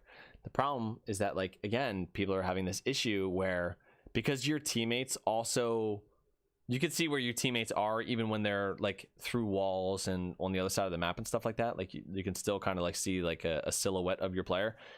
When your teammates are right next to the enemy and they're all in the same hallway, it's like, I don't even know. I can't tell from this distance who my teammate is, who the enemy is. You know, Destiny had that issue. Destiny had that issue with shaders. You know, it was, we're going to play on a snow map. Well, I'm going to run a white shader. Right. You know, and I mean, it kind of, I mean, to somebody that was inexperienced, yeah, it kind of worked. Yeah. So, like I said, you know, if you're not helping your case here, Halo, I'm a little concerned. So actually, I was watching a video this past week. It was Late Night Gaming's video of I saw this, him explaining the player outlines and such, right? And he brings up a good point in the video. He brought out a couple of pictures of like a bunch of Spartans that were like, you know, that were together, and he asked the question of like, which Spartan is actually in the front and which Spartan is in the back. Yeah, it's and when confusing. you look at it with the outlines, it's really hard to tell who's in the front and who's in the back. You know. And that's a huge issue. That will be a big issue if they can't figure that out. That needs to be figured out, because the last thing you want is like everybody hesitating. Should I shoot this guy? Should I not shoot this guy? Like that's going to create this weird issue. We'll see if they can fix that. I don't know what they're going to do there, because they're kind of married to this idea now of doing these outlines. So we'll see what they do there. The last thing I want to talk about from this article is just the different ways you'll be able to acquire customized content in Halo Infinite at launch. And one of these things I'm really happy about. So I wanted to share this. We'll end on a happy note here. Okay, so you can get customized content in Halo Infinite by doing your weekly ultimate rewards, your seasonal battle pass rewards, both free and premium, your fracture events, all right, like the samurai armor. So, this is another thing. The fracture events, it's like, I forget exactly how they talked about it, and maybe I should have figured this out before even bringing it up. But it seems like a shorter battle pass of like maybe 20 levels instead of like 80, whatever the regular battle pass would be. And like at the very end of that is when you can get your special, like the samurai armor or whatever. So it's like a shorter battle pass for these fracture events, which I don't hate that idea, but we'll see how that plays out. I think it's going to be a little bit more. I think a lot of the stuff on paper is a little bit confusing, but like when we see it, I think it'll make a little bit more sense. Special or seasonal events, for example, a special nameplate commemorating a real world event, or like earning a unicorn nameplate during a 343 playdate, etc. Partnership and promotional items, i.e. Mega Block or Mega Constructs codes or Rockstar energy drinks. This will be cool. I can't wait to see promotional battle rifle skins. I don't know. I feel like that might be kind of a fun thing. Like I would love, like, I don't know. I actually already have this, but like, so Monster did a promotion last year that was supposed to kind of coincide with the game releasing of like battle, like there's this black and red, or black and green Monster energy drink battle rifle that I think looks really cool. So I'd love to see more of those kind of things showing up for sure. Skill ranks. Okay, so achieving a specific skill ranking for a season will award a unique cosmetic item. So I guess that kind of answers that question. Like, there's definitely going to be skill ranks, and it says /tier. So I assume that we're going to get like the bronze, silver, gold, platinum, and diamond ranks returning, which I'm not thrilled about exactly, but okay. Xbox Game Pass Ultimate perks, in-game store purchases, and this is the part that I was happy about. Mister, I think you'll enjoy this. CueStick, I imagine you'll like this too. Halo Infinite campaign. Some unique multiplayer cosmetics are rewarded for various accomplishments within the campaign. How about that? Well, I think that's good. I mean, if I decide to play through on Legendary, and me and Mystery decide to no life it and go lasso and do it and we should get the. We should be able to show that shit off and be like, yeah, I know life this. This almost cost me my friendship, but we did it. Yeah. We've been there. Yeah. Yeah. So yeah, I think that's good. Whether it be whatever badges, nameplates, or, a special helmet, you know, like that, because I think that wasn't that a Halo 4 thing, that the only way you could get the to get Chief's armor was you had to complete the campaign or something like that. Yep. Yeah, you're exactly right. You know, so you know, I'm cool with it. Yeah, I think that's good. I like the idea of multiplayer or of like customization pieces being unlocked by doing things in the campaign. I actually really like that idea. Mm-hmm. It's also a good way to get people who have never played Halo before to like touch your campaign, right? So I think, hey, here's this really cool helmet. How do I get it? Oh, I got to play through the campaign. You know, okay, I'll play it. I don't know what this is, but I'll play it. So I think that that's a good idea too, or a good way to get more people playing it. For sure. You know, I was really shocked, you know, later in my like gaming with people online, the number of people that play Halo that didn't play for the campaign. Like, I just thought that was just so strange. You know, I like the stories, I like the lore, I like the that part of it, and I like the multiplayer, but I couldn't imagine buying a game and going, I never played the campaign. Never played it. I mean, I've done that recently with campaigns. Like, I didn't play through Battlefield 5's campaign. I didn't play through Modern Warfare's campaign. That's so weird. It's weird to me too. Thing. No, it's weird to me too. And I never used to do that. But I think there's a certain experience that I want to play through. And, you know, I just couldn't be bothered, man. It's like getting a haircut. I just haven't, you know? I get that. All right, we're gonna move on a little bit from the Halo Infinite, you know, flight stuff and the customization and all that stuff. We're gonna start talking. I want to get back, and we were touching on this topic before, but different ways to get the next generation into Halo, and you know, just sort of discuss the different pathways of people kind of getting into Halo. So, CueStick, you have a daughter. Congratulations, by the way, on being a parent. And she's young, and you're thinking about finding some way to kind of get her involved in Halo, or at least play it as long as you stay in it as well, I suppose. Yeah, go ahead. I would say, well, you know, my daughter is a gamer in her own right. Okay. She's coming up playing, you know, the average, you know, 6, 7, 8, 9-year-old, you know, group. She plays a lot of Minecraft. Like, that's very much her, you know, she loves to play Minecraft. What's the meme? Minecraft, Roblox, and Fortnite. Those are like the games that all kids are playing. Yeah, pretty much. She plays a lot of Minecraft. During quarantine, we played a lot of Battlefront 2. Okay.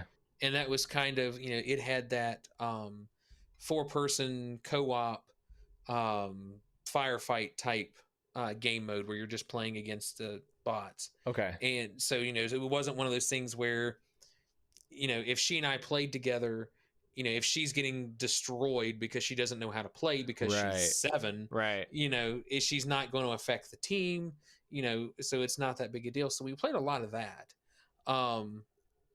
So the more we kind of played it, and she was kind of interested in playing a shooter, you know, as much as you can call like Battlefront, is I call it an arcade shooter. It's not like a real shooter. I get what you're saying. Yeah. So she expressed some interest in playing, and some of it was playing a Star Wars game because I'm a big Star Wars nerd, but it was also, you know, spending time with Dad. So there's a bonding element to that too. Sure.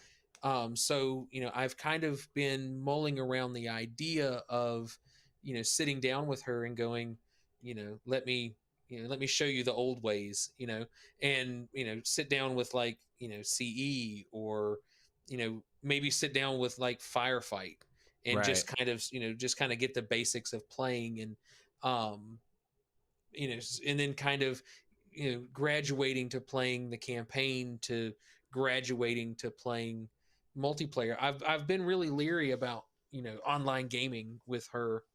I've as a gamer that has grown up late in online gaming, I kind of always kind of had rules for people that I wanted to game with. I don't like gaming with children, not because of the way they act or anything like that, which does have some, has some weight into why I feel. But as a parent, I don't want to feel like I need to edit myself. Sure, I understand because I'm going to go 0-3 and I'm going to get pissed, and I don't want to. I've seen this side of Daddy before. What's happening? There's. Well, I know she's heard it. I mean, These she's grown up in this guys, house. I can't believe it. Yeah, but but I also, so I don't want to give her that experience, not just from me, like, because I know she's heard it. She's heard me get pissed off playing games. I know I know she knows. Right. But it's also, I don't want to enforce that stereotype for her where she thinks it's okay to act that way. Right. And because I don't want to play with the 10-year-old screaming child. I don't want my 10-year-old child to be the 10-year-old screaming child. Right. So, I've kind of really balanced, and she's had some online interactions with some friends. I think we've played Battlefront 2 with Mystery, so there's been some Mystery interaction. gets pretty wild, so you gotta be careful. I mean, he gets fucking rip roaring for a Canadian. I think I haven't heard him say shucks. I know, right? Yeah, he's cursed a bit lately. Actually, I think I'm rubbing off on him in a bad way, and I don't even curse that much. Mystery, what's going on? Jimmy's and Trax's fault. Well, yeah. I'm contaminated. So I just, I'm kind of like, where do I make that entrance into gaming? And then I also take a step back and go, okay, I'm trying to be somewhat mindful of the content restrictions. I don't want someone playing, I don't want my kid playing something super violent, super gory. Yeah. But Halo really isn't that. Right. So this is kind of like the best kind of avenue to get into gaming. And so I'm thinking very shortly to, like, we're going to sit down and do it. I've really been toying with the idea of streaming it, or at least recording it. Interesting. And because, my generation, the millennial generation, we're all still gamers, and, we're always looking to do things with our kids, and we have an opportunity to have that bonding moment and play together and, get that nostalgia of going back and playing, Halo 1 or, playing Halo 2 and going, these games, I can turn to her and say, hey, Halo 2 made me the gamer that I am. Some of the best memories that I have gaming offline and, say, LAN parties and stuff were done in my apartment during college with, a couple of routers, a couple of cases of beer, and some Xboxes. Yeah, I have a fear that my 3-year-old's going to look at me and the games that I played and go like, wow, what an old man. Yeah. I don't want to touch those things, you old guy playing Halo. And I'm like, wait, no, I'm an old man. Damn it. Well, there's that too. It's like, what games can you kind of find that commonality between, the young and old? Because when I was growing up, when I was little, when I was my daughter's age, the Super Nintendo, I think, had just come out. Okay. And so I would try to play some games, with my dad, and, to this day, he still bitches about it. I would get home from school at like 4:00. So from like 4 until 6 before Dad got home from work, I'd be playing Mortal Kombat. Right. So I'm sitting here like memorizing all of Sub-Zero's moves. And then Dad comes in. I'm like, Dad, would you play Mortal Kombat with me? And Dad, being Dad, he was kind of a gamer and a nerd. So Dad sits down and he's like, okay, what does A do? And then I've already done the finisher, and he's dead. Right. And Dad's like, I'm not playing this. Right. Yeah. So my dad walked in with Dad, and I stopped gaming together early on because of it. But so I'm trying to like find that balance, and I really think that kind of introducing her to shooters a little bit more, and trying to teach her. I hate to say it like this because it sounds so weird to say it like this, but try to teach her like a little bit of the etiquette. There's things that you don't eat the microphone, and you don't scream into the microphone, and you want to have fun, but you also you have more fun when everybody else around you is having fun. Yeah, you know what I thought about? Crazy to even think about that. It's weird. It's weird. No, you're right though. It's actually really good that you're thinking of that kind of stuff. Though. We think about it as parents. Okay, we're going to the library. You need to be on your best behavior. Right. We're going out in public. You need to be on your best behavior. We're sitting down to enjoy something like this together. We're not really in public, but we kind of are. Just try to make the gaming world better. Gaming etiquette. That's an interesting thing I didn't think about before. But yeah, you totally have to And that's good. I think it's good for more parents to kind of be like, hey, here, because, you know, during the time that we grew up, what we heard young kids saying, you know, and I'm sure that still happens now, honestly, but it's like, you know, if you can, you know, it would be nice. But maybe, I mean, I don't know. There's a part of me that's also like, I enjoyed the Wild Wild West. Or the Wild Wild West, what am I doing? I enjoyed the Wild West-ness of early Xbox days and everybody kind of being able to say whatever they want. But there's also that part of it where, like, you don't want it to be a place where, you know, you're not able to, where your daughter goes, Dad, I'm not interested in gaming, not because of the gaming, but because of the people who are gaming. So I also understand that side of it, too. You know what I thought about, actually? Or go ahead, what were you going to say? Well, you know, I agree with you. And, I guess it's really strange because I too loved, you know, if one of the things that, you know, we've kind of swinging it back towards Halo Infinite for just a brief moment. Sure. If they don't have proximity chat, I'm not sure I can, you know, I'm not sure I can play your Halo game because proximity chat in Halo 3 or whatever, God, it was just so much fun. But so to, you know, there's like, I want to make sure there's still a little bit of toxicity in the lobbies. Yeah. But I know I have no problem with, you know, one of the kids going on a run and like, get shit on, totally about that. But what I don't want is to hear them like stick the mic in their mouth and scream into it, because that doesn't do it. But if, you know, if I can teach my daughter to talk as, you know, good as shit as the next person, right, in the waiting lobby to queue up for a game, I'm about it. That sounds fun. Yeah. But, you know, I would rather, you know, teach her to have a quick wit, but I don't want her screaming into a microphone. So when I say etiquette, I see what you're saying now. You're saying now. Okay. When I say etiquette, that's more what I concern, you know, because years ago, we would, you know, Mystery would probably remember some of these nights too. We would have our Halo nights, and you know, we had a couple of people that their kids were a little bit older than, well, they had kids. I hadn't had kids yet, and they were letting their kids play, which I was totally cool with. That's fine. But you know, they were screaming and they were just being obnoxious, you know, and it's like, well, I'm not having fun. Right. And, you know, and I kind of reached out to one of the dads, and I was like, you know, I love gaming with you and I love gaming with your son, but he needs to kind of bring it down because it's obvious that no one else in the lobby is having fun. Right. You know, that we're tolerating it because we like you.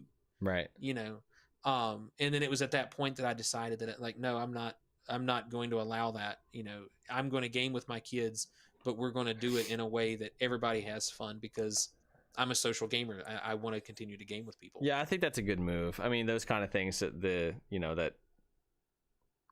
I think everybody who's here at least knows or has heard the kid with the microphone in his mouth just screaming, and it's just like, it's like the worst thing to hear, and always has been. It always has been like the worst thing to hear.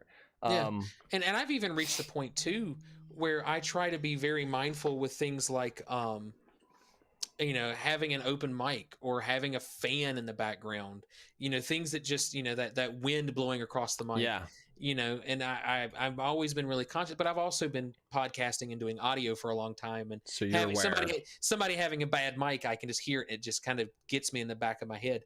Yeah. But you know, to try to be really mindful about stuff like that, because it's just annoying and obnoxious. Yeah, I totally agree with that. You know, I think that Halo has an interesting opportunity, especially with custom games. I remember some of my favorite Halo 2 memories. And you know what makes me think about this too is a little bit of Minecraft. Like if you think about Minecraft, it's that first person point of view. So that translating to Halo actually translates really well in terms of like how you're moving around. And I feel like custom games could be like a really good, especially if there's a custom game browser, which I believe they intend on doing. That could be a really good way. I'm thinking about this like with my son, to introduce him to a game like Halo that's not the, you know, that might be more appealing for someone who's a little bit younger than just like the 4v4 arena. Because like if you think about, I don't know, Mystery, you've played a lot of Duck Hunt in Halo 5, right? Yeah. Like, that's a fun game I feel like anybody could kind of get into regardless of age. And like it's in the game, but it's like a fun, it's like a mini game almost. And I feel like custom games are a really good spot. I feel like Firefight is a really good thing to like introduce somebody to who's a little bit younger. Like, hey, it's me and you. It's like cooperative. Yeah. Well, that's how I got my wife into playing Halo. Was we would play Firefight, and we would just like set it up to where you had the 4x overshield and all of the grenades, and here's a rocket launcher, right? You know, and then that's how she got into playing it, you know, and from then on, and then you know she got into playing customs. But yeah, customs is really a big, you know, a big for getting people into it, not just children, but new people in general. Yeah, I think that's why like them not having Forge at launch is just such a huge miss, because like that's custom games is dependent on that, you know. Hashtag that's not Halo. You know, I mean, just like, okay, fine, we're not going to have co-op, cool, whatever. Take away my ranks, fine, I'll deal. You know, you can't have red versus blue. You're starting to grate on me, but fine. But Forge mode, like that's Halo. Like, you know, you can grappling and ground pounding and armor lock and whatever. You can argue those all day long, the merits of whether it's good sprint, whether it's good or bad, whatever. But Forge mode, that's, you know, that's always been the bread and butter of Halo. At least, you know, for the last 4 or 5 games. At least since Halo 3. Yeah, since Halo 3 introduced it, right? Yeah. I think last week we were talking about Forge. I remember saying like, I wish that they would have a Forge mode that wasn't so complicated, because it would be, because like Forge has just like left me behind basically. Like I can't even Forge if I wanted to. But Halo 3, I did Forge all the time. And you know what? There's a part of me thinking, if you had a more simple version of Forge, there might be another way you could get some of these kids who love Minecraft to come into Halo and make some really neat maps. If you could kind of like almost do like a block system where things are like stacked on top of each other, and maybe you just have like the magnetic things of like kind of hooking them together. That would be so cool. I think that would be awesome, but it's like, that would be really neat. I just don't know if they're going to do like a simple version of Forge, but like that to me, like Halo 3's version of Forge in Halo Infinite, I feel like would be nice, and like you could bring people in, because that would be a really cool thing, right? Like, hey, let's build this map together. Okay, now let's like play on it together. And like, I don't know, I feel like that kind of experience like with your kids might be really cool. Well, once again, it's another good option that they, you know, that anything they can do to bring players into the game, you know, because even if you don't like, oh, I don't want to do that, well, cool, don't do it. Right. You know, same thing with BR. Well, I don't want to BR, then don't play it. Oh yeah.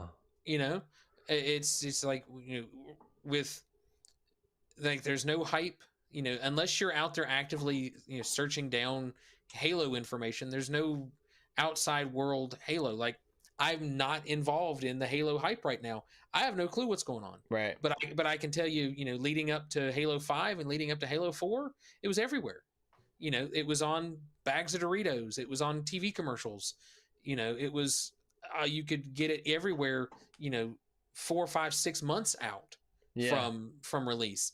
And here we are, you know, 3 months out, and we're not, you know, there's no external hype. There's a lot of community hype, but there's no external hype. The delaying of it the delaying really messed it up. Did not do it any good. Because all the Halo Infinite stuff was out last year. Yeah, so exactly. That's true. And that's all a good that money point. Just went to waste at that point, right? Like, yeah. I mean, I got my double XP ready to go from a year ago. Oh, you really? You know, and that's and that's true. And there's that, and you know, and then you know, it's been the perfect storm, and it's screwed over. So, you know, COVID has screwed over so many industries. Yeah, for sure. You know, so you have that to continue. It's like the perfect storm of dumb fuckery. Yeah. And, you know, and it could be an unintended consequence is, you know, another COVID death is Halo. Yeah. Oh my God, you're freaking me out. Stop it! Don't say that. I don't want it. You're making sense, and I don't like it. I'm just saying. I'm just, you know, I'm just, you know, I'm setting the bar low enough that I can trip over it. You know what's funny is like we had Jimmy here, and Jimmy would agree with everything that you're saying. You just say it very eloquently and convincingly, and normally I can just yell at Jimmy for saying stuff over and over, but it's like you're just making sense. CueStick is Jimmy 2.0. Yeah, it's a good thing Jimmy died, because I feel like CueStick is doing a really good job of kind of filling that void. Well, right there. You just kept saying the same thing. We'll have to have you on every once in a while, CueStick. It sounds like Jimmy was a good guy.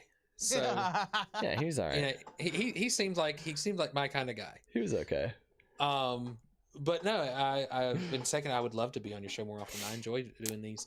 But yeah, I'm looking forward to it. I really think I'm going to have to sit maybe sometime and pick Mystery's brains on the best way to record / stream it. I would really like to do that with my daughter and sit down and maybe kind of start like the growth of, the next generation of Halo fans, because there's so much there for you to enjoy. In the new age of, empowering women and girls and stuff like that, there's some really awesome female characters they're not just, they're support characters, but they're also badass characters, that you can be like, not necessarily emulate or something like that, but no, I get what you're saying though. Yeah. So, I think that I can, kind of introduce that to her, because I'm very conscious about stuff like that. And I've talked about this. I haven't said this in a little bit, so I got to say it again. I talk about this on Pigspod, which you can find at facebook.com/Pigspod. Yeah. The world of gaming has changed since we were kids. And it's such a good change, because we were picked on, we were bullied, we were belittled, we were laughed at as gamers. Now it's cool to be a nerd.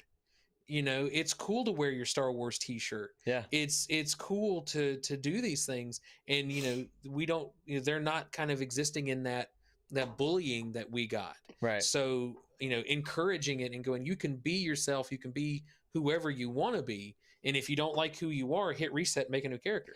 Yeah, at work, and I work at the post office, and the majority of people who are at my job are older. Mm-hmm. There is no, even from them, there is no, like they know I do a podcast. A lot of them know that it's Halo related. And it's just, it is so mainstream. There's never like dude, you're playing video games, how old are you? Don't you work? Yeah. Like, none of that. Yeah. One guy was like, oh yeah, my son loves Halo. You play Halo? And one dude was talking to me about Fortnite. He's like, yeah, my kid wants to get into Twitch. Can you tell me a little bit about that? So it's like, it's no longer being laughed at. Mm-hmm. It's like, hey, my kids are also into this, and I heard that you are. Like, can you tell me a little bit about this? Because I don't know what I'm doing. Not only that is, they're realizing that it is the largest entertainment industry. I mean, it's surpassing the movie industry. It's billions and billions of dollars. That thing's a mess. Yeah, well, that's true too, and it doesn't take much. But you got people that's their careers. Yeah. This is what they do, and 20 years ago, it was only the Koreans that were doing it, and making a living out of it. Right. Playing League of Legends. Yeah. Now it's, you can do anything. There's a dude that was making $600-700 a week playing Minecraft, walking in one direction. That's all he was doing. And he was streaming it. Yeah. And people were supporting his stream and funding it to see how far he can go. Can I get to the end of the map? And he had gotten to the point where the blocks were breaking up and it wasn't rendering right.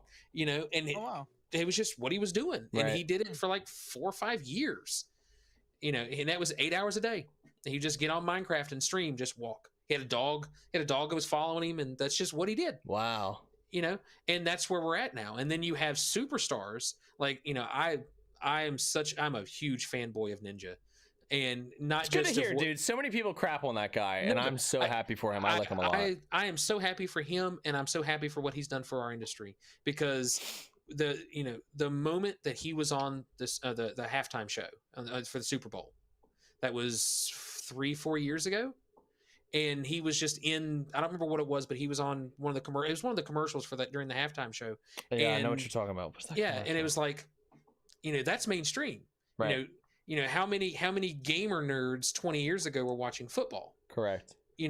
And now it's like, he's not really our ambassador, but he kind of is to the world of the normies. He 100% is. He 100% is. Yeah. So what was that show he was on? The Masked Singer, right? Yeah, that's right. Yeah. What other gamers are on that? You know what I mean? Yeah. That is a mainstream show with a gigantic audience, and Ninja is he's the one with the merchandise in Target. He is the one who parents know. Yeah, so love him or hate him doesn't matter. He is kind of our ambassador for the industry. So you just kind of, all that's mainstream now. So, we now have an opportunity to share that with our kids, and that they don't have to go through what we went through. And I'm loving every minute of it. Yeah. My daughter goes to school and she tells her friends that, my daddy dresses up as a Star Wars character, and they think that's just the coolest thing ever. Right. I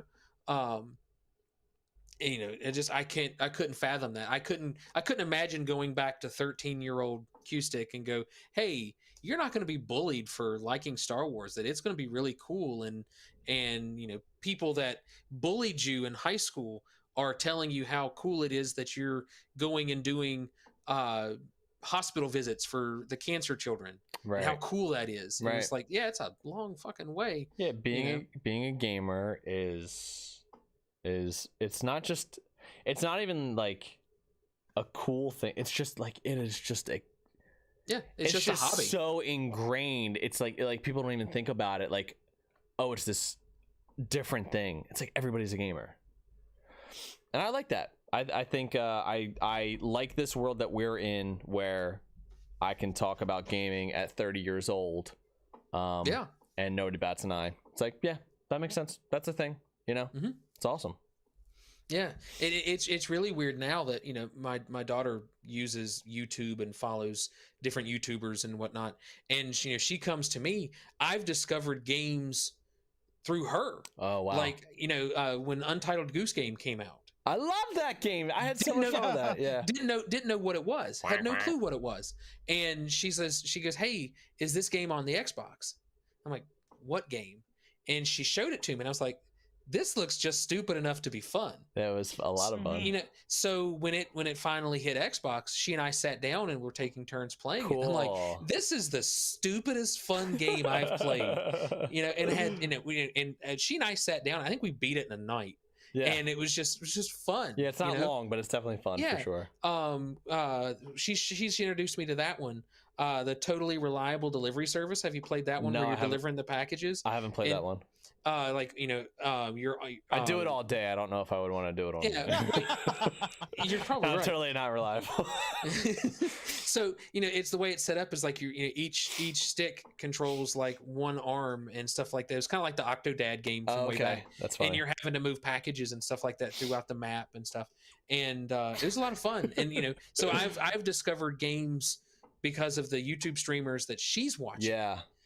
So she's got a whole host of streamers that she watches, and so that's been really cool, because that's kind of there for a long time. I was watching a lot of the YouTube streamers. I was a huge fan of Rooster Teeth when they were not hot garbage that they are now. Yeah, dude, I'm so right there with you. That's so funny.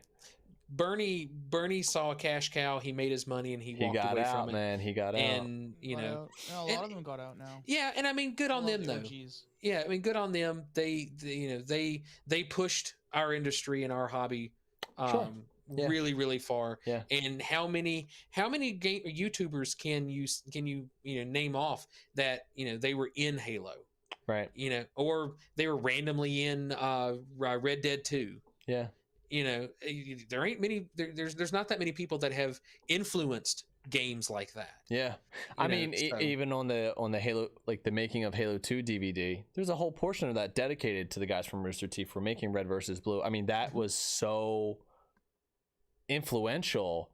They created an entire genre of entertainment, machinima. Yeah, and I don't even know if anybody watches any machinima anymore, but for a little bit, like that was a really unique thing. I watched Red versus Blue religiously. I even actually had the opportunity to game with a few of them on Destiny way back in the day. Oh, cool! And it was really surreal. Please, Q, tell that story. It's such a great story. It's such a great story. Well, a friend of mine was involved on the forum side of Rooster Teeth early on, and and he had made friends with some of the OG characters, the Jack and Jeff, and Michael, and he had made friends with them fairly early on, and it was pretty common for him to jump in and play games with them. Oh, that's and cool. He knew I was a really big fan of Red versus Blue, huge fan. And he messages me one night and he goes, "Hey, are you busy?" And I'm like, "No, not really." He goes, "Well, I'm playing Destiny and we're doing the Vault of Glass raid, which is my favorite raid. We need an extra player. Would you be interested in playing?" And I'm like, "I can play Vault of Glass with my eyes closed backwards. I'm cool." Had no information as to who was there, and just kind of jumped in, and I saw the gamer tags, and I'm like, "Whoa, that must have really?" been such a shock. And we started having conversations, and I'm geeking. I'm muted. I'm muted on my mic, and I'm just like, "Oh Holy my shit. God." Holy shit. Yeah. And thank God I wasn't on camera, none of that. And my wife had already gone to bed, and I woke her up, and she comes in the room and she goes, "What's going on?" And I just take my headset off, and I'm like, just listen. She knew the voices? Yeah. And cool.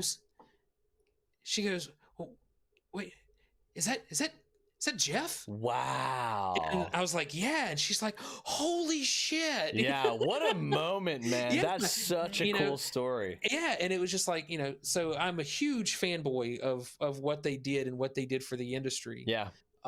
So it's a lot of, going mainstream that they've done for us, for the industry, or all of it becoming more the norm. And that, you can have conversations with a 50-year-old person that understands. He might not know what Fortnite is, but he knows it's a game, and he knows it's a really popular game. Right. And that kind of gives you that, it's almost that normalization, kind of like, that, just kind of that affirmation that you're not this, sweaty, you're not an outsider anymore. Yeah. Or the sweaty neckbeard that lives in mom's basement, Right. Like I said before, we're all married with kids in debt, and we still try to game. Yeah. I think it's really cool, and I'm excited for the, when I'm 40 and 50 and even older, still doing this stuff. I just like what I have in my mind. It's like, why stop? Especially when my kids are going to be growing up and playing video games. Like, I'm excited for it. Well, and video games have become so mainstream that I used to work for a medical equipment company, and I was in nursing homes a lot, and you saw the Wii systems in the nursing homes because it was exercise. Right. They could sit in their wheelchairs and they could play Wii bowling. That's cool. And it got them active. It was something that they could kind of understand. The Wii bowling, super easy, super simple. And it's being used for so many different things. It's being used for therapies, and the organizations like Gamers Outreach that does stuff for the kids in the hospitals. Yeah. It's all mainstream now, and it's just so cool. I would never have imagined this, in 1994. Mystery, were you ever bullied for being a gamer? Yeah, a little bit throughout high school and such. Yeah, I think I just got lucky. I think I accidentally just kind of got lucky because I don't. In grade school, all my friends were gamers. In high school, even like everybody who I played ice hockey with, like also played Halo, and I think I just lucked out because you're talking about like getting bullied and. I was thinking to myself, I don't know if I really went through that. I think I kind of got lucky and sort of skated by. Well, I don't know where you live, but I grew up in the South. Okay. So I'm in Philadelphia. So okay, so there's definitely a cultural difference between just a little. Yeah, I mean, growing up in Philly, versus I grew up in southwestern Virginia. It's very, very country. There's there's still coal mining and that type of stuff going on. So it is very, very different. So that's fair. I had a weird dynamic growing up. There were I worked on a milk farm, so I mean I would get up in the mornings and go milk cows, right? And do that before school, and then I could come home and milk, and then maybe play video games in the evening. But yeah, there was a lot of bullying the other. It wasn't just the gamer, or it wasn't just the nerd. It was they might do things differently than I do, or they might look differently than I do, but there was a lot of other bullying. Right. Whatever, insert whatever you want for other, but there was a lot of that, and it was just the culture, especially in in the deep South, or just the South in general.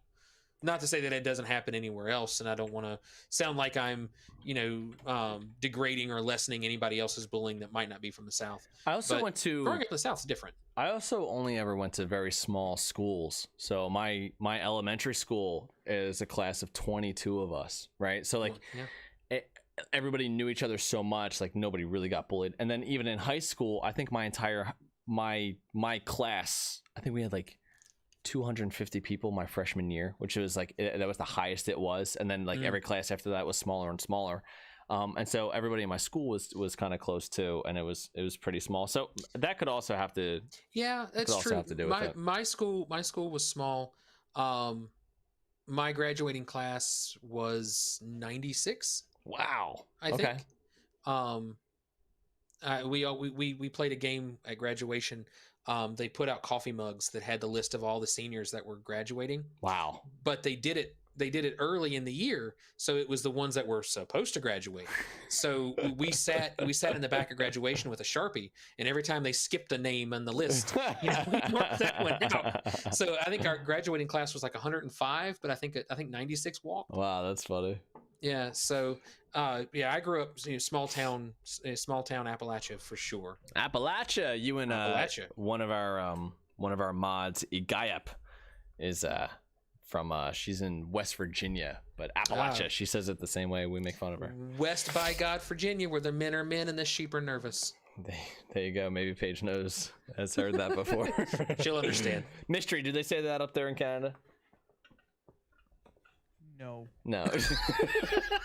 The beavers are nervous up there. You're not in West Virginia? Paige is saying in the chat. She is Virginia. Oh, she's in Western Virginia. I'm in Western Virginia. Maybe that was my confusion. Sorry that you're in Western Virginia, not West Virginia. Okay, my mistake. Sorry, I accidentally confused you with the state with the same exact name as what you're saying. My bad. It's like, do you even know your mods? Wow, that's pretty messed up, dude. Whatever. That's like, I mean, come on, like that's an easy mistake. She's in Western Virginia. I thought she said West Virginia. Yeah, well, it's actually it's commonly mistaken, because the difference between Western Virginia and West Virginia is like 30 minutes. So I mean, it's not that far. Yeah, you're right there. All right, let's cut me some slack, Paige. I don't know. Is there anything else that you wanted to add to that, CueStick, or a mystery about the next generation coming into Halo and how to bring them in and stuff like that? I mean, for me, I mean, if I was going to introduce somebody to the Halo universe and try to get them to get in, I'd probably do something along the lines of maybe starting off with Halo CE. I start off where it all began. Do I play these games campaign-wise through release date? Yeah, it seems to like the most logical thing. But now begs the question for me is, okay, so these guys are now going to start playing the campaign. Do you join them to play the campaign, or do you let them figure it out and you just watch? You know, we would do it together. If we're going to do that, we're going to sit down and we're going to co-op it together. And because she is 7. Yeah, you gotta think about the flood and everything like that, right? Well, yeah. Well, we would play it on easy for sure. But I didn't mean difficulty. I meant parasites like eating things and turning. It is a rated M for mature game. I guess that I guess that's true. I mean, maybe really not. I really hadn't really thought about the content of Halo more along the lines of like, are you competent enough to be able to control the character and move around the map? Are you because she watching her do something like Minecraft, she can drop blocks and do this and go over here and do that. She's very competent with the controller in her hand. When she was younger, it was a lot more difficult because her hands were smaller. Right. I actually had a kid there was a blue Xbox controller, but it wasn't, and it was a knockoff Xbox controller that was like half the size. It almost kind of looked like a PlayStation controller in a way. You gotta let me know where you got that, because I was looking for one for my 3-year-old. I found it at Walmart. Really? Yeah, it was just a knockoff, non-brand. I don't know what it was, and I'll look around. Hell, I might have it. If I can find it, I'll mail it to you. But I mean, that's what I had it for, because it was smaller, because her hands were smaller. Yeah. Now that she's older, she can use a regular controller, no problem. Yeah. When my son uses the controller, he uses his thumb and his pointer finger to move the joystick, and I'm like, I need something smaller. This controller's too big for his hands for sure. Give him a Duke. Yeah, right, man. But Xbox Duke. But no, we would sit through it together, because would she physically be able to manipulate the character, can she intellectually be able to understand what's going on? I mean, I think if she can control the perspective of Minecraft, well, actually, when she plays Minecraft, does she do it in third person or first? First person. Yeah, I mean, if she can move around in Minecraft that way, I mean, she has the basic understanding. I tried to play through Halo with my wife, and she had never played any games before, and so watching her try and figure that out was really tough. So if you're not used to that kind of perspective, I feel like the devil is in the perspective for a game like Halo. Like, she can move around in the first person view fine. Yeah, and like I said, that's why I think because we've graduated her from creative mode in Minecraft. We're now moving on to playing survival, and because she likes to do the building and whatnot, and then she's like, oh, you play? Well, like, I'm not really interested in just having infinite stuff to build. I like going and exploring and digging and mining and building and everything. So it's like if we're gonna play, let's play survival. And then she's like, well, I don't really like the monsters. But I'm like, well, it's time to grow up, kid. It's kind of like kicking her into the deep end of the pool. I'm like, all right, come on, So, and I think that's kind of where we're at now. So, she can handle the controller. I have no problem with that. Like I said, it was more along the lines of, is she intellectually ready to handle like the story? Like, yeah, we could play through it, shoot the bad guys. Is it there? Kill it. And then you get to the end. But do you understand what's going on? Do you understand why you're on the ring? Do you understand what's going on, and are you who Cortana is, and what her relationship is to you, and why you should care, right? Because that's kind of where I'm at with her, is just kind of making sure she understands the story, because that's what grabbed me for Halo in the beginning, was like, this is a really cool story that is kind of different than, it was very different than what was out there at the time. I'm trying to think of when I got into the story of Halo, because I was 12 when Halo 2 released, and I remember playing the campaign, having no idea what was going on. My first introduction to the Flood was the Arbiter mission, right? So like the Flood, there was no special reveal. It was like, they're just like, there it is, right? Yeah. And I went back to play Halo 1 specifically because, like, okay, well, I'm playing Halo 2, I may as well play Halo 1. And I remember just being so confused by the story in Halo 2, but understanding it enough at 12. I feel like the story of Halo 1 is obviously, because it's sort of the beginning, I guess, would be more easy to understand, right? Good guys running from bad guys, landing on an alien, ring or whatever. Yep. The story is simple enough, I think, but there's still a lot of layers in that story, so I don't know if that, like, is that appropriate for a 7-year-old, not in terms of content, but just in terms like what you're saying, like, is this going to be enjoyable? Yeah, and that's where I'm at, because I don't want her to sit down and play through it and then be like, okay, I did get to spend time playing a video game with Dad, which is fun, but then to her to kind of walk away and be like, why this game? Why couldn't we just play Minecraft? That's my fear, as the damn, be gone, fly. Be gone, fly. Yeah, it's like, shoot, fly. Fly. God, fuck. I want to be able to have that bond, because if we sit down and we play like the first like 3 or 4 missions of CE, and she just kind of looks at me and goes, "You want to play Minecraft instead?" I will be utterly devastated. That's why I think custom games might really be the way to go. I actually think maybe not the story. Well, I was thinking to kind of start it. I was thinking firefight is where I was going to start. Or firefight. I could see that too. And if firefight is, because you learn the enemies, you kind of see what they're doing. You see the weapons they carry, and okay, now you understand what's kind of what you're going to be facing. Now let's storytell instead of okay, learn the control, learn the story, learn the lore. Let's go, and all at the same time, you kind of like I see. The boiling frog. The or whatever you want to call it, the story, how do you slowly cook a raise frog? the temperature. The frog doesn't know that they're about to die. Yeah, exactly. So it's Not kind of that the you're same boiling concept. your 7-year-old, but I get the analogy. No, but that's kind of what I was thinking. So I think that's where we're going to start is one of the firefights. I think that's smart. I think that's really smart. Yeah. So I think we'll start there, and then if she continues to, once we get a bunch of firefight under our belts, and she's really confident with her movement and playing, like, okay, now let's tackle the story. Meanwhile, I'll be like, yo, Mystery, we're gonna do some firefights, you want to play? Or which my daughter likes Mystery, and they know each other, so that's good. And cool.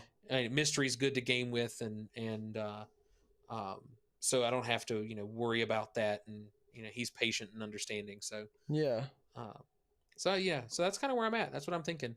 But I really want to at some point play through all of the stories with her. For sure. Not just with her and the bonding and the parent and the dad and the gamer dad and all those cool things, but just I haven't played through the campaigns in a good while. Okay. And I love Halo, and maybe that'll kind of help me kind of get that start good feeling it again. Let's get in the mood of understanding that it's time to play Halo again. What's a shame is you'll get through all the campaigns, get really excited by the end of Halo 3, you'll hit Halo 4, and then you'll hit Halo 5, and then you'll go, I don't know if I'm excited for Halo Infinite, honestly. I'm hoping on that, Halo 5. I'm hoping if I finish on Halo 5, I'd be like, well, it's got to get better than this. It's got to be better. But like I said, that was it. All the other stories I loved. I enjoyed, even the ones people don't like Reach or Halo 4. I really enjoyed them. I will say I've enjoyed all the I loved Reach's campaign. It was the multiplayer that did it in for me, and I was just like, I can't play this game. But the campaign, I loved the campaign of Reach for sure. Yeah. Oh, it was great. I think it was an excellent story. It was the first time that you got a taste of Spartans that weren't, I won't say first taste, but it was another taste of Spartans that weren't Chief. You still had ODST and, which they weren't Spartans, but I mean, it was kind of like, this is your first time playing a Spartan that wasn't Chief. And, so I really liked that. And the story was great. Yeah. You started reaching into the lore, and you find out, you start learning about Dr. Halsey, and the Reach multiplayer. Yeah, it had the Reach's custom maps where it was at. I love the Reach customs. Yep. I couldn't even get there. I played 240 games total of Halo Reach, and I was done with it. Yeah, he didn't play much Halo Reach. See, he needs to play some Reach customs with us, and play some of those classic, Reach customs. You know what game I played the other day? I was playing Halo Reach, and it was a custom game of cat and mouse, and it was designed really well where the wraiths would fall into the map, and they would have the guns automatically taken off the top of them, so it was just the body of the wraith trying to run you over as a ghost. I had fun with that. But there's a part of me that loves pick up hockey, pick up basketball, pick up soccer. It's there's a part of me that loves that 4v4 competitive thing, and Reach's gameplay just makes me angry. I become a very angry person when I play Halo Reach. I mean, I get that. I mean, there's so many people that were in that camp, but I'll tell you this, and I stand by it. No matter how bad the gameplay was, if you had a good group of friends playing with you, it didn't matter. I don't know. My whole group of friends that played Halo 3, we played Halo Reach, and they all, within weeks, were all done because of the jetpack, because of Bloom, because of Sprint. Everybody just felt like this is such an alien game. This is not Halo. And it's and you are the very group was there. Competitive Halo player, right? So you were sweatiest of sweaties. Who, me? Yeah. I wouldn't say I'm the sweatiest of sweaties. You lie like a rug. You are sweaty. The fucking mystery over here throwing shade. Wow. Look, I like to win. I hate to lose even more. But you know, I can have a casual fun time. But I gotta enjoy moving in the game. That's the thing with the customs though, is that's where you Sure. lose the sweatiness. You know, when everybody is just trying to escape a barrel rolling warthog going Mach 7 down a hill. Yeah. You know, there's no skill to that. It's just blind luck. Right. You know, and it's the commentary and the banter and For sure. You know, that's what makes, and I definitely feel it, and I definitely understand it was a huge learning curve with the Spartan abilities going into Reach. I will say it like totally this. get that. If I had found a drunken Halo like group during Halo Reach, I probably would have played a lot more Reach. Yep. I think that was part of the problem. Is like my crew was just done, and I was like, okay, I guess I'll become a Modern Warfare 2 player. Because it makes sense. Well, and like I said, I think that I would have not played Halo 4 nowhere near as much had I not had the drunken Halo / PGCR cats to play with. Yeah. You know, because it was, I mean, I looked forward to it. I mean, that was how I survived just dealing with all the bullshit of like being an adult. Yeah. You know, I feel it was that. just like, like on a Wednesday night, I would be like, 2 more nights and we got Halo night. Right. You know, and it was a big thing back then for me. You know, it was just there was a whole ritual going around. Okay, getting all the chores done, getting dinner done, getting dishes done, everything put away. You know, getting the kid to bed, getting the wife to bed. You know, bringing the chair to sit in front of the living room or the living room TV. You know, making sure you've got your snack, your couple of beers. You know, you're good. You know, it was a very ritualistic. Yeah, it was almost spiritual. That's at that level. That's sort of a vision that we have here with this podcast and this community. Is like one of the things, like when we started this when we started this podcast, one of the things that we wanted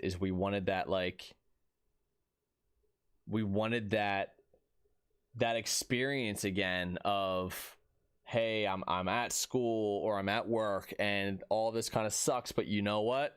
Like you said, I know in 2 days it's Halo night and I'm going to be able to play with my friends and keep coming back. And like, I want that experience so bad. And I personally, I miss it. And if it wasn't for Drunken Halo, you know what, I wouldn't have had it for a long time. And there's just something about that that's just so enjoyable. And it's like, you know, if I can facilitate that in any way, you know, I feel like I need to, you know, I miss that so much. Yeah, there's some holes in the gaming community, especially as, you know, PGCR and Drunken Halo kind of went in their different directions. There's a lot of people that It's a nice way to put it. I'm being nice. You know, I know they don't listen to me. You know, they don't do podcasts anymore. There's not enough bass in this podcast to make Justin happy. There's just, you know, is that feedback that's been out there? I haven't seen that in any of my comments or emails. There's not enough Doritos being eaten if you to know, make. you know, Trax. If I didn't know. I just turned it all on and hit record. You know, I don't know what I'm doing. There's a lot of, you know, there's a lot of things that are missing in, you know, the greater gaming community as those podcasts did whatever they've decided to do. And even, you know, in what Oreo and I were trying to do over at facebook.com/pigspod. Wait, what was that web? Facebook.com/pigspod. Pigspod, yeah. Got it. Okay. Politically incorrect gamers. Pigs. So, you know, is to try to, you know, kind of grow that and keep it together and keep people playing, because, you know, this is some really shitty times that we're living in right now. You know, and being able to kind of have that community and camaraderie really does make a difference and does help people. Yeah. You know, so anything that we can do to make it better and to get people to enjoy it, and, you know, maybe bring back some of the things that made, made those communities fun, which was, the 1v1 tournaments and, anything like that, just to kind of keep people interested, keep people playing, and keep people having a good time, and give people that drive to get through their week, or I mean, not to turn it into a downer again, but there's people that are dealing with shit that they don't want to have to deal with, and that 4 hours of gaming is their escapism. It's a big difference. It makes a big difference for sure. So, and when it's social and there's other people who you're connecting with, like that is literally a bond that saves people's lives. You know what I mean? It's like, it's the importance of being social. And it's a shame that, like, especially if you look at 2020 with all the lockdowns and everything like that, it's like people were suffering. It is clear that there needs to be some kind of social interaction with people. So to be able to facilitate that and keep that going, I think it's just, I don't know, it's really important. Maybe somebody should bring back some 1v1 tournaments. Maybe somebody should like throw down the gauntlet and challenge like one podcast to challenge another podcast. I love that idea. We've done 2 1v1 tournaments so far for our show, and we did one Halo 5 tournament, and then we did one, it was Halo 5, but it was like classic Halo. And it really had this effect of like, it brought everyone together, and we were all, rooting for people. And like, I loved that experience so much when Drunken Halo was doing it. I was like, this is mandatory. Somebody needs to do this. This has to be happening. Yeah. And like, we don't have a giant reach, but for the people who were a part of it, it was like, oh my God, like it was just, it was exactly what I wanted it to be. And I can't wait for our next one, but it's just like, yeah, these things are important. And for podcasts to facilitate that, honestly, there's a big part of me that really believes that like the health of, Halo Infinite, like there's a big part of that's like dependent upon communities coming together and making this work for people. I owe a lot of what I do, like I said at the beginning of the show, I owe a lot of the podcasting to these, or to wanting to do these and enjoy the audio, because I love editing audio and I love doing that type of stuff. I owe that all to Drunken Halo and PGCR, without a doubt. I owe everything that I do to them, because if it wasn't for them, if it wasn't for PGCR putting out to do a community created episode, that's how Mystery and I met. I don't know if they told this part of the story or not. PGCR was like, we're not going to host an episode.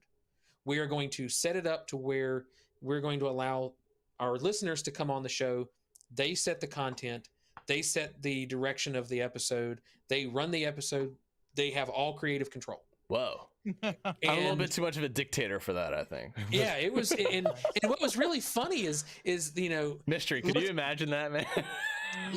looking back at it, looking back at it as a podcaster now, they gave us, what was like 3 or 4 months to come up with this episode. They did. Yeah. It was forever. How many episodes? And you can not tell me the truth, and you can totally lie to me, and I know you're fucking full of shit. But how many episodes have you created as a podcaster that you came up with 5 minutes before your episode? If it's not more than 40%, and you tell me that it's less than that, I know you're a damn liar. Right. And we're at least scrambling around. Yeah, like, I was gonna say, everybody creates their shit. I'll message Oreo maybe the day of and go, what are we talking about? Yes. That happens a lot. Yeah. And then they gave us like 3 months to come up with this.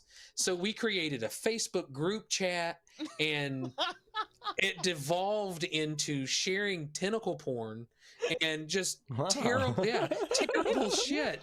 Terrible shit. They give us too much time. It's Danny's fault. I'm telling you, it's Danny's fault. By the way, if you gave game developers unlimited time, they would eventually, all games would just turn to tentacle porn. That's basically what would happen. If you give anybody too much time, it just devolves to some kind of porn. It's pretty accurate as to what happened. It was just, it devolved into utter nonsense, and every once in a while. Until the last week before we actually had to do the podcast. And then the last week, you're like, oh shit, we should come up with something. Yeah, because at the time we had to design like the post itself, right? Like the you know how they had a picture for their every episode, they had a picture for their post or whatever. Yep. So like we had to do that. Like there was so much other things that had to be done. It wasn't just a simple audio thing. We had to create the fan mail because they, totally gets fan mail sent to them. So we had to create the fan mail for the episodes. Like it was a bunch of work that we put into it, but yeah, it was nowhere near the amount of work that would really warrant like 3 months worth of creation. That's really especially funny. when the episode was an hour and a half. Yeah, Like it wasn't a long episode. It wasn't anything. It wasn't even like some grand, perfect thing. It was just like, okay, it was episode like 168. It wasn't anything special, and it was like, okay, go. But that's the type of stuff that would be fun to do, is to get the listeners more involved. And 100%. Yeah, like I said, we did the Pigs Pod versus Drunken Halo 2v2. We did that back in Halo 4, and there was a lot of controversy over the over who was running around doing the noob combo. So that I think that was probably one of my favorite things, is we were playing and I kill Travis, and he was carrying the plasma pistol. And I was like, you fucking bitch. You're running around with the noob combo. I was so angry. Like everything Travis was here, and then I saw he had the noob combo. And it's like, he's down here. Like, you bitch. And the whole time on the recording, I am talking so much shit about Travis running the fucking noob combo. The worst part is Oreo is over here hyping it. Like, oh, I can't believe he would do that. That's such shit. Are those on YouTube? They're on YouTube. They're on YouTube. Are they on the Pigs Pod, or are they on the old? I think they're on the they're on the Pigs Pod YouTube. YouTube.com/pigspod. Oh, That's really funny. But what I didn't know is it was Oreo. Oreo was running around running the noob combo. I never noticed.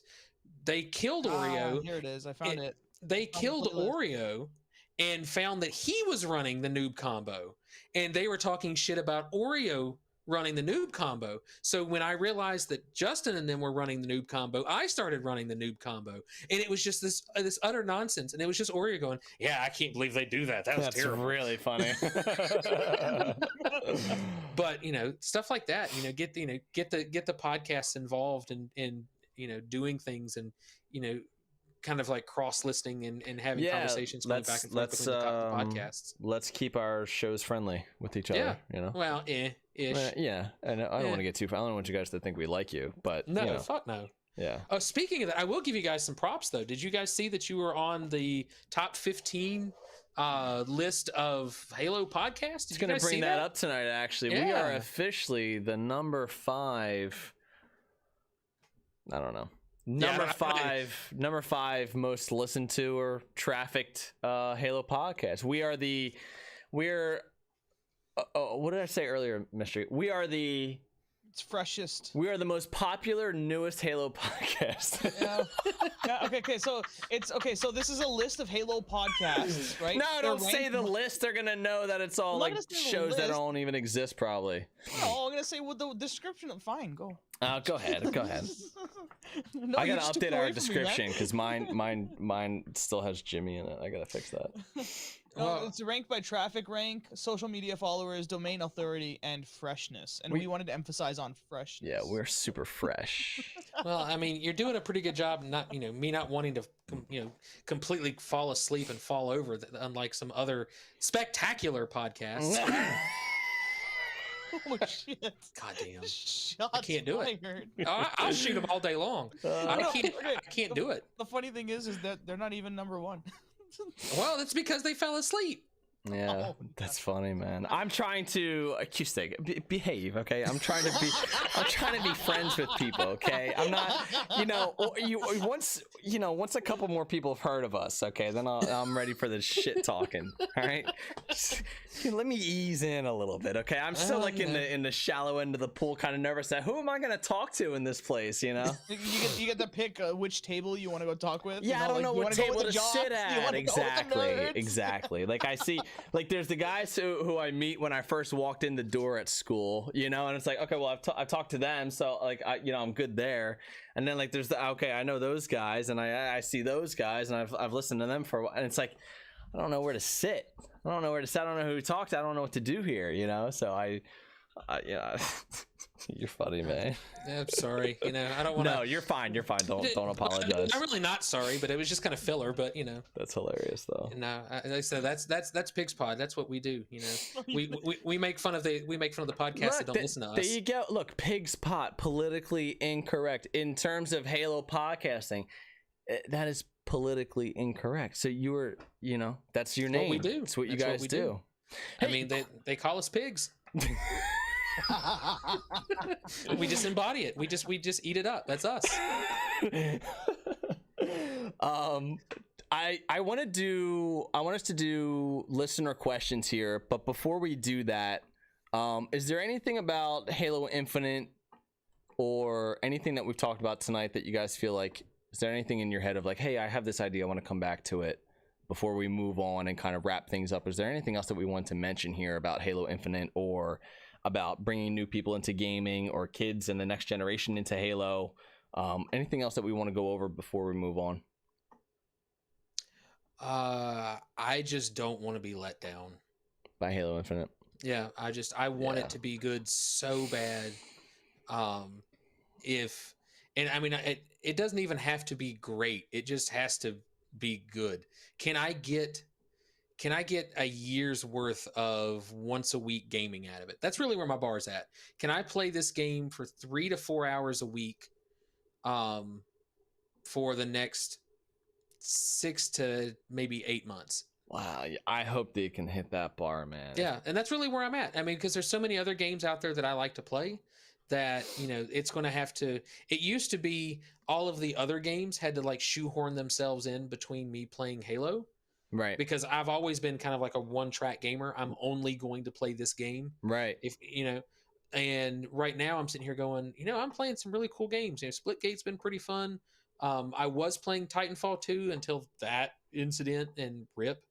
And, you know, I was playing Apex and stuff like that. So, Halo has to like shoehorn themselves in the middle of those games now. I see. You know, and it's really weird. It's like a weird, like mirror realm that I'm living in where everything's backwards. And, my bar's low. It's not hard, you know? Yeah. The only other game I'm going to play on the new Xbox is I really want to play the flight sim because I love flight sim games. Yeah. You know, so come on, Halo. Can you beat flight sim? Flight sim should do like some DLC for Halo and have like a Pelican that you can pilot. That'd be cool. Oh my God. I can only get so erect. See, we got ideas over here. Microsoft. This actually bringing up flight sim actually really gives us a really good segue to like the listener questions. Great. That's right, because this week's theme. Mystery, was there anything else that you wanted to kind of go back and touch on before we move on? In regards to Halo Infinite and everything that happened today? Anything, yeah. Anything, really. Yeah. In regards to what we... in regards pretty to much anything we've talked about on this episode, I feel like you could talk about. Go ahead. Sorry. Were you talking?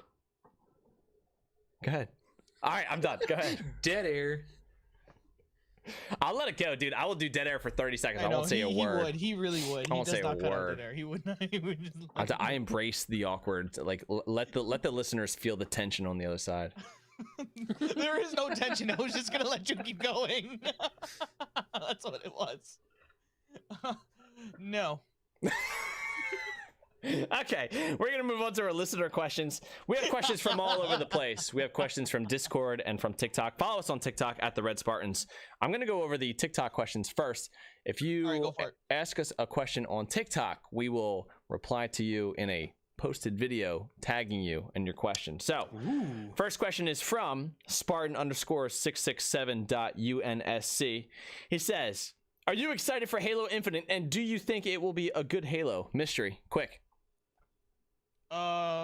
I'm excited for Halo Infinite. I'm so excited.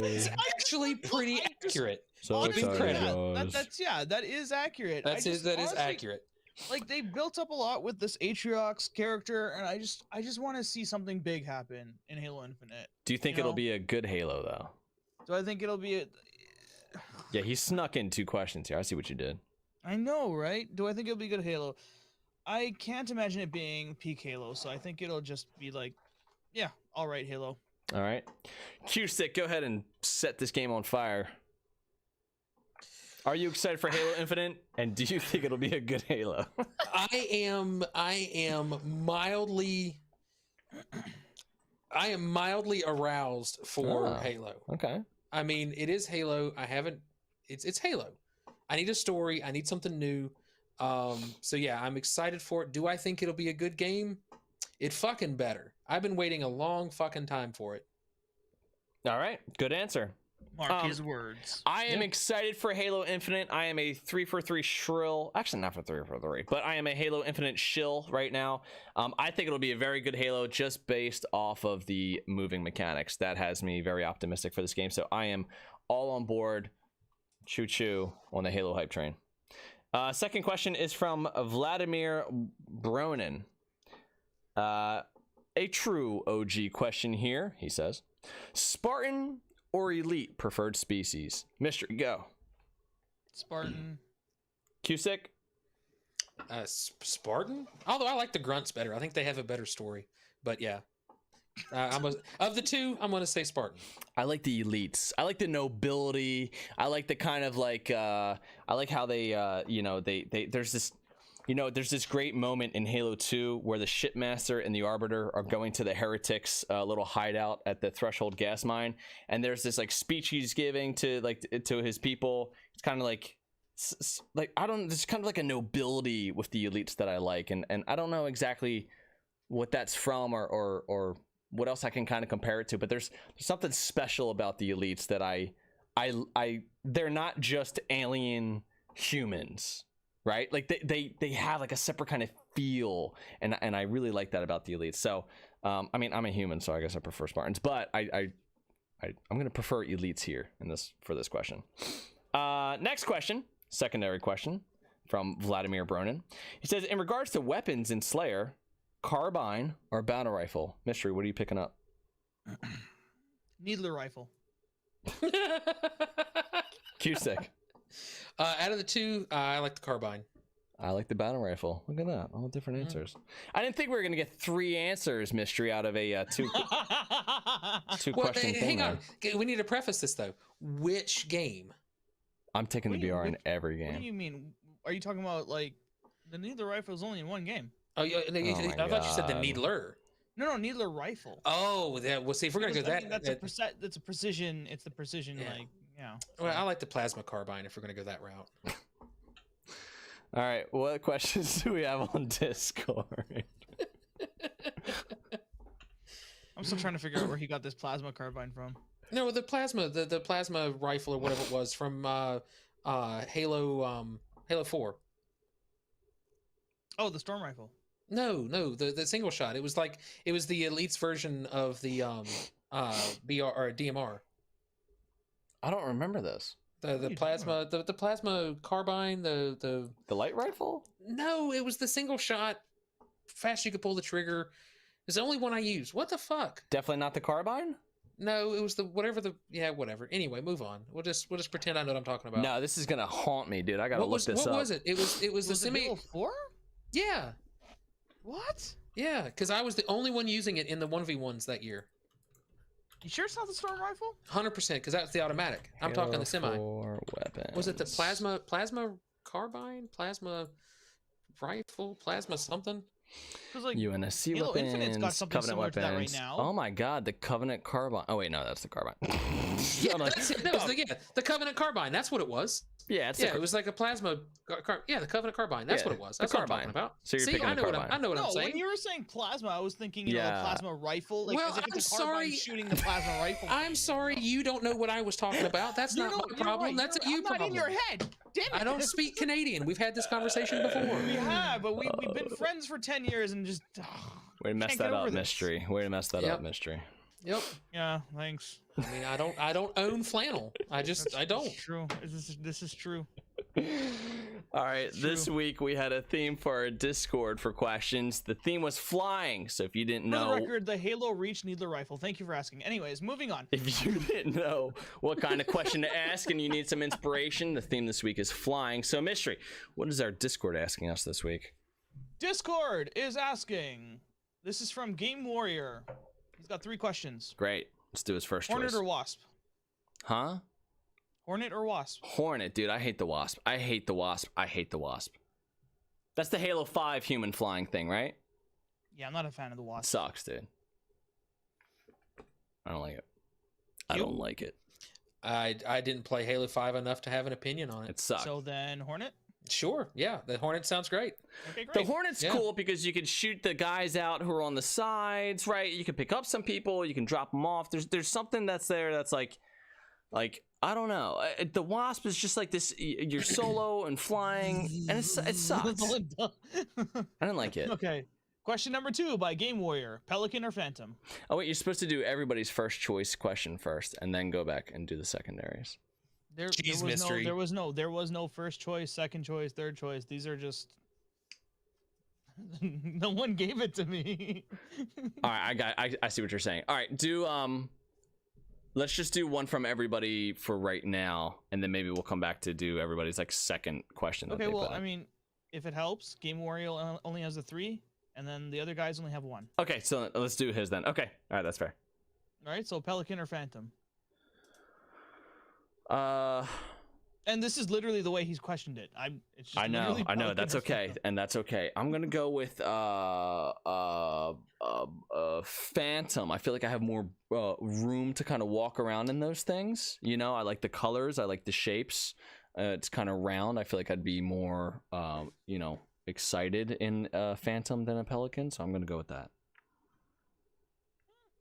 I'm gonna go with Pelican because you just went Phantom. Okay. So. All right. Well, CueStick, what are you doing? CueStick, are you going? You want to hop in my Phantom? I like the Pelicans. Ah! Yeah. I was gonna say like Scarab, you know, just to completely ruin things. There you go. Feel free to answer however you want. By the way, what's it? The Spirit or whatever from the Pitchfork ones. Spirit tracks. Is this more Halo 5 shit that I didn't pay any attention to? No, Halo CE, man. Oh shit! What were those called? What are we talking about?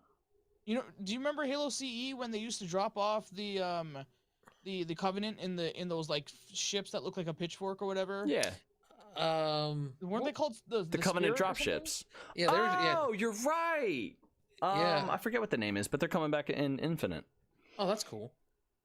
I think it was They were in Halo 5 as well. I think it was a cool design for a ship. Yeah, I like is that. Cool. Yeah. Type 25 Spirit. That's what they're called. Yeah. Nice. Okay, next question. Falcon or Pelican? Falcon or Pelican? I don't know, dude. I don't know what the context is, but I'm going to go with Pelican here because I didn't go with Pelican on the other one. So. Yeah, these kind of contextless. So I'm going to ride this horse and just keep saying Pelican. There we go. Yeah. I'm going to go with Pelican as well. It's all getting it together. Falcon sucks, dude. Falcon blows. That's what I'm going with. I'll give you context. Falcon sucks. Right. There you go. Next question. MH Cosplay asks, favorite aerial level in Halo? What's your favorite aerial level in Halo? Any of the campaigns? This is a good question, actually. Are we considering Halo Reach's space one? That's the only one that I'm going to present as mine because that's my favorite, probably one of my favorite levels in all of Halo. I'd say to consider that one. Yeah. CueStick, that's what you're going with? Oh, absolutely. That's my favorite. Mystery, you got one in mind? I was thinking 2 Betrayals. There's a little bit of aerial in that. That was fun. Yeah, I really like 2 Betrayals because I like the music that plays in the background of it. It was you against everything in 2 Betrayals, and that was always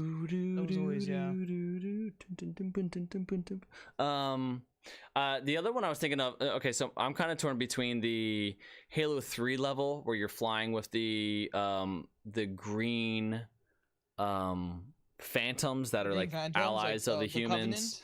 And flying around going from like different spot to different spot. And then also, you know what, there's this one mission in Halo 4 where you are flying between these giant towers. And I can't believe this came to my mind, but you know what? There's something really cool for me to like flying around those towers and just like admiring the structures. And there's not a lot about Halo 4 that I really admired, but for some reason that level and just like seeing them move without like being connected, there's just something about that I was just kind of like mesmerized by. So I'm gonna go with that Halo 3 level, but I thought about the Halo 4 one. Okay. I just wanted to let you know I was thinking about that. That's right. all, okay. Yeah. Okay. Yeah, it was in my mind, in my thoughts. Yeah, it was in your mind. All yeah. right. Uh-huh. Yes. Moving on, Dictator. I'm not that much of a dictator. I'm really not. I'm really an agreeable person, actually. There is now an emote in the Discord chat, okay? Yeah, let's be careful with those emotes, by the way. Let's not make me look too much like a dictator, okay? Because some people are gonna think that I'm like we're some kind of. All right, okay. So this next question is by the one, the only, the Captain Destroyer. Captain Destroyer. Yes, the one that's responsible for many questions in the past. Do it. He asks, "Hey Trax, hey, have you considered a voice acting career? You would be great. Give 343 Guilty Sparks voice a try." Dude, I can't because that guy's voice it's like layered with effects, and I am 343. Like I can't do that voice. I don't know how to. 343 Guilty Spark. I am 343 Guilty Spark. Like I don't know. That takes that's a special kind of voice right there. No, I had a chance to meet Tim Dadabo. He's a fantastic person. Yeah, I don't even know how to.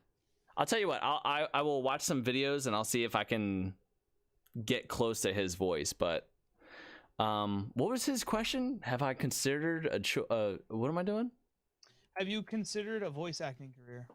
Yeah, that would be awesome, and it seems like a lot of fun. I'd have no idea how to begin that or even start to do that though. But yeah, I love making voices. My son. Okay, ready for this? So okay, there's this one character who is on my stream called Planky, and Planky has his own voice. And then there's Big Dog, and I have a voice for Big Dog. So all the stories that I read to my son, I have to read in Planky's voice and in Big Dog's voice because he's just tired of my voice. So I'll be reading like Paw Patrol, and I'll just be like, "And Marshall took the fire hose and he put out the fire." Like all of the stories every single night are just like, it's just Planky and Big Dog. And Big Dog sounds like, let me read something here in Big Dog's voice. This is my Monster Energy drink. Limits apply. Not compatible with all consoles. Redeemed by 12/31/21. So like literally an entire story just like that. I don't know. I have fun with voices. I enjoy them a lot. So have I considered it? I don't even know how to even get close to that to even really consider it, but I enjoy it. So okay. There you go. Yeah. Yeah. Yeah, is that okay? Yeah, I did that. I have not, Are you okay with that, Mystery? I have not considered a voice acting career for Trax. God. Yeah. What about you, Q? Have you considered a voice acting career for Trax? Yeah, there's a couple of times. You know, you way back in the day, and apply I heard it to yourself, Mystery. Jesus. Hey, it was directed to you, okay? Sorry, CueStick. I didn't mean to interrupt. Go ahead. That's okay. You know, we're just here to listen to your voice anyway, so that's fine. I don't know if that's shade thrown or not. I don't know if that's shade thrown or not. No, there's no way, because I have been very tame this podcast. I've been very tame. I've been as good as I can about being generous. I've been, letting everybody talk. I've been mindful of it tonight. It's something that I thought about earlier this week and listening to the last couple episodes. I'm like, you know what? I've been good. I have been good tonight.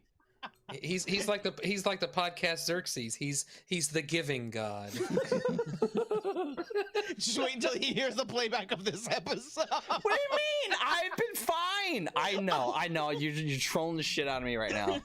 I know I've been on my good behavior said this tonight. Once before, like earlier today. He's like, "I'm yanking your chain," so that's yes. Yeah. That's.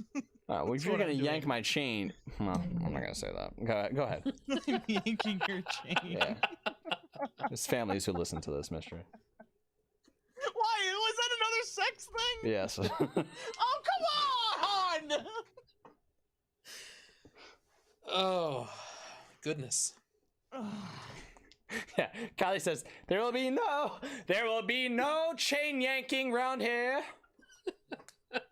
Here I'm thinking it's an actual like a necklace or something. That's Oh being no, that's yanked. not a sexual innuendo. Yanking my chain. But I was saying if you're gonna yank something, and I was gonna say something else. That's where I was going. Wait. Like if you're gonna yank my chain, at least make it worth it for me and yank something else. Is where I was going. Oh, Do you need me to spell this out a little bit more? Or you get like Please go ahead. Please. Yeah, if spell you're it out gonna even more. In fact, go you can ahead choose and to wrap your translate. hand around my. No, okay, I'm not gonna get. Listen, we're the fifth. We're the most popular, newest Halo podcast. Okay, we got a reputation here to uphold. Oh, okay. Now we're gonna. Well, you know what? We're not the fifth most. The Pig's Pod is the furthest from the pig from that. So it's a sex thing. It's about masturbation, mystery. Masturbation. There you go, Miss J. Sorry, are you talking about Master Chief or something? Like what? You know what? Mystery. What you Private call it, Bation over here has got to rank up until he's a Yeah. master.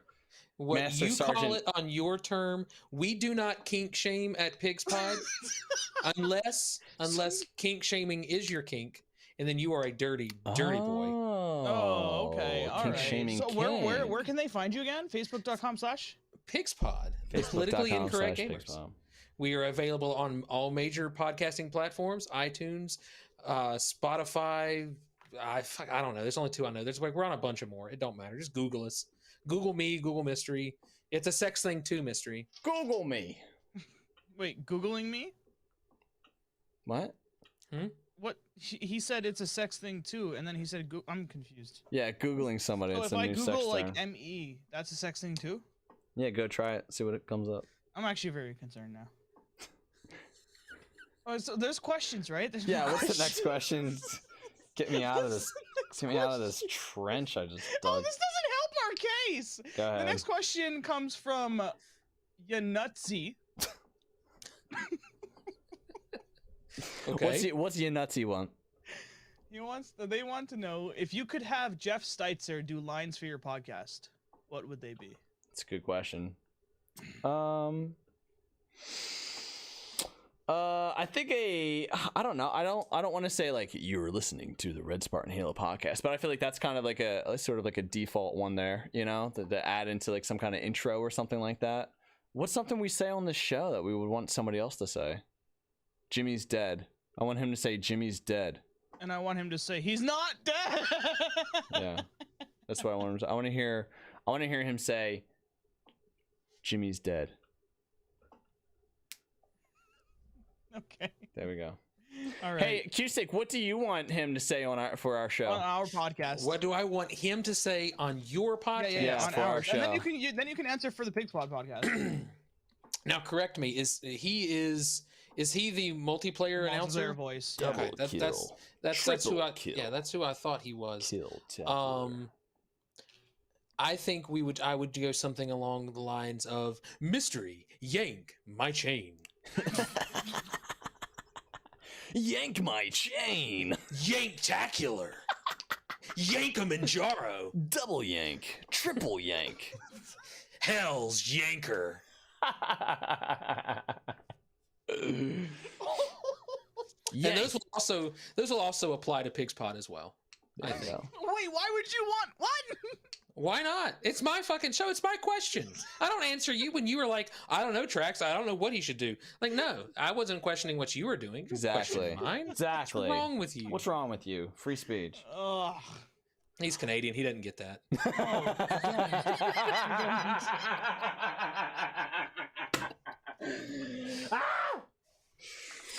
They're all up there with their prime ministers and Star Wars socks and all that. He got reelected, didn't he, Mystery? Yeah, he got reelected. When was the election? Yesterday? It was on Monday. Monday? Okay. Wow. Yeah. For prime Yeah. minister? We didn't need recounts though. For prime minister? For prime minister. I'm surprised he federal got election. reelected, to be honest with you. I'm actually quite surprised about that too. It seemed like a lot of people were against it, but then I guess the votes talked. So. Yeah. Well, it's a lot like being in the U.S. There's the highly populated areas that do a lot of voting. They don't. They're always kind of out. You know, they outvoice the silent majority in the ballot box. So yeah, good for you guys. Like I said, he has excellent taste in socks. I like his hair. Yeah. Oh yeah. He's a very good looking dude. He's a handsome guy. Yeah. It's like, why can't we have that? Like, why can't we have like some handsome young man? Yeah. I would be, I would be totally cool with it instead of like rich old white guy. I want that's like not a handsome bad young idea. guy. Let's have like a handsome young man run. You know? Yeah. Yeah. Well, the last one we did that, he had his mind blown on the situation. Yeah, that's a good. It's a good point. Maybe that's an omen. No. No, that is not too soon for that one. Sorry, we have to get past Canada's polite privacy hedge that they're building. What's the next question, Mystery? There's no more questions. That's it. Okay. That was the last question. Very good. All right. Well, here we are finishing up before 3 hours. This is good. CueStick, I've been for weeks now trying to get us down to 2 hours. I didn't think it was gonna happen tonight, and that's totally okay. But I am just, maybe one day we'll do it. But I enjoyed this. CueStick, tell us again, where can people find you, and what do you have going on? What? Pause. What? There's still one more thing. Oh, okay. Remember? You don't remember Trax, do you? Yeah, I mentioned this a couple weeks ago to you. Yes! Mystery. Well, actually, yeah, okay. All right, yeah, why don't you bring that up? We'll do that, and then we can do the outro, and that's it. Okay. Yeah? Yeah. Yeah? Yeah, dude. Let's just Are we good? Let's do something. Jesus, how do we get to number 5? Good. Well, as I said, you're just barely getting beat out by that spectacular one, remember? I mean, I'm still awake and I've made it through this podcast. That's better than most of theirs. Mystery. Mystery, go. Go, Mystery. Okay. Wait. Please. So, I thought I had this all planned out apparently, but I clearly didn't. So we're gonna be doing I will be hosting a 12-hour stream. Everyone's crying of laughter right now. Oreo says, leave Snooze-tacular alone. Sorry. Is that something that happened in chat just now? Yeah. Sorry, I was laughing at Oreo. Sorry. Yeah. Here I thought you were laughing at me. Thanks, Oreo. Well, I mean, we do. Never mind. Yeah, I know. I have a lot of respect for those who have come before me, and yeah, but they should try to last longer. But I am yeah. I asked Mystery go. There's no segue here. No, just go. There's no segue here. Mystery! Q, help me out here. There's no segue. So I'll segue it. So I'm gonna, I have a really good ability at like dragging down the morale of podcasts. No, That's been this kind of thing. So I'm gonna drag it down a little bit, and we're gonna talk about something kind of serious. There we go. That's a good segue. So, yeah, we're gonna drag it back down. So something that Mystery and I have done now for the last few years, a member of the Drunken Halo community, Avenging Crusade, was killed a few years back, and he was a prominent member of the community. He did a lot of stuff with the games and the game nights and whatnot. And as a memorial for Avenging, Mystery and I host a game night in and around the anniversary of his passing. We play Avenging's favorite Halo, which is Halo Reach. Yep. We spend the evening streaming, playing customs. People come and go. Everybody's free to join us and play. We try to raise a little bit of money to send to the family. The family is very involved with this. His mom games with us. His brother, his dad, I think one of his cousins, and his aunt and uncle kind of hop in and out of the stream. And they play a few games with us. They talk to us, and we share stories and we laugh. But we do this every year. It's coming up in November. It is November what, Mystery? November 20th. It's a Saturday night, November 20th, 2021. We will usually start sometime Saturday evening, and we game. We play for as long as we can play. I think we did 14, 15 hours last year, about the same the year before. We raised a little bit of money to send to the family. Avenging Crusade had a little boy and a little girl. They are around the age of 10 now, I believe. So this is something that we do every year. We encourage everyone to come and play and participate. Even if you didn't know Avenging, even if you're not able to donate any money, you just want to come play goofy customs with us all evening long. Please come and hang out with us. Hang out in the. He's gonna stream it. I think I'm gonna stream it. Hang out in the chats, hang out wherever, and just kind of participate and kind of show that while we love bullshitting and playing with our friends and cutting up and goofing off, that we can show that we are a community that takes care of each other. We're a community that cares about each other. But yeah, please, Mystery is going to spearhead the setting it up with the event, and he's going to have some really awesome banners and stuff going on his stream. I'm too poor and lazy to do those things, so I'm not going to be doing anything like that. But yeah, come hang out and kind of help us remember a member of the community, and just kind of hang out and be cool. It's just kind of every once in a while, we need to have a little bit of good in our lives, and because like I said before, things are kind of shitty right now, so we can kind of be that little bit of bright spot, especially for the family, because the family's going to be there. They game with us. They love to hear the stories. They love to just kind of know that I've never met them. I didn't know them up until his passing. I speak to his mom. Try to maybe once a month, once every few months, and hey, how are you? How are the kids? How's everybody doing? But yeah, come hang out with us. Definitely Mystery is going to get all that information out to all the people that need to know. Someone's talking about in the Discords and whatnot. Yeah, we'll get the word out and get people to be involved, because this is a really cool thing that we just kind of started doing now. So there's usually a lot of laughs, a lot of yelling and screaming at each other, but it's mostly just for fun. Absolutely. CueStick last time went on like what was it, a rant about like snoring for like what was it like? Well, yeah. Well, see, that was because one of the guys showed up and jumped in and was playing with us, and all of a sudden he was AFK, and we're like, oh, he must be getting a drink or gone to take a piss. No, he was asleep. Yeah, he straight up fell asleep. Yeah, we listened to him serenade us in the party chat for.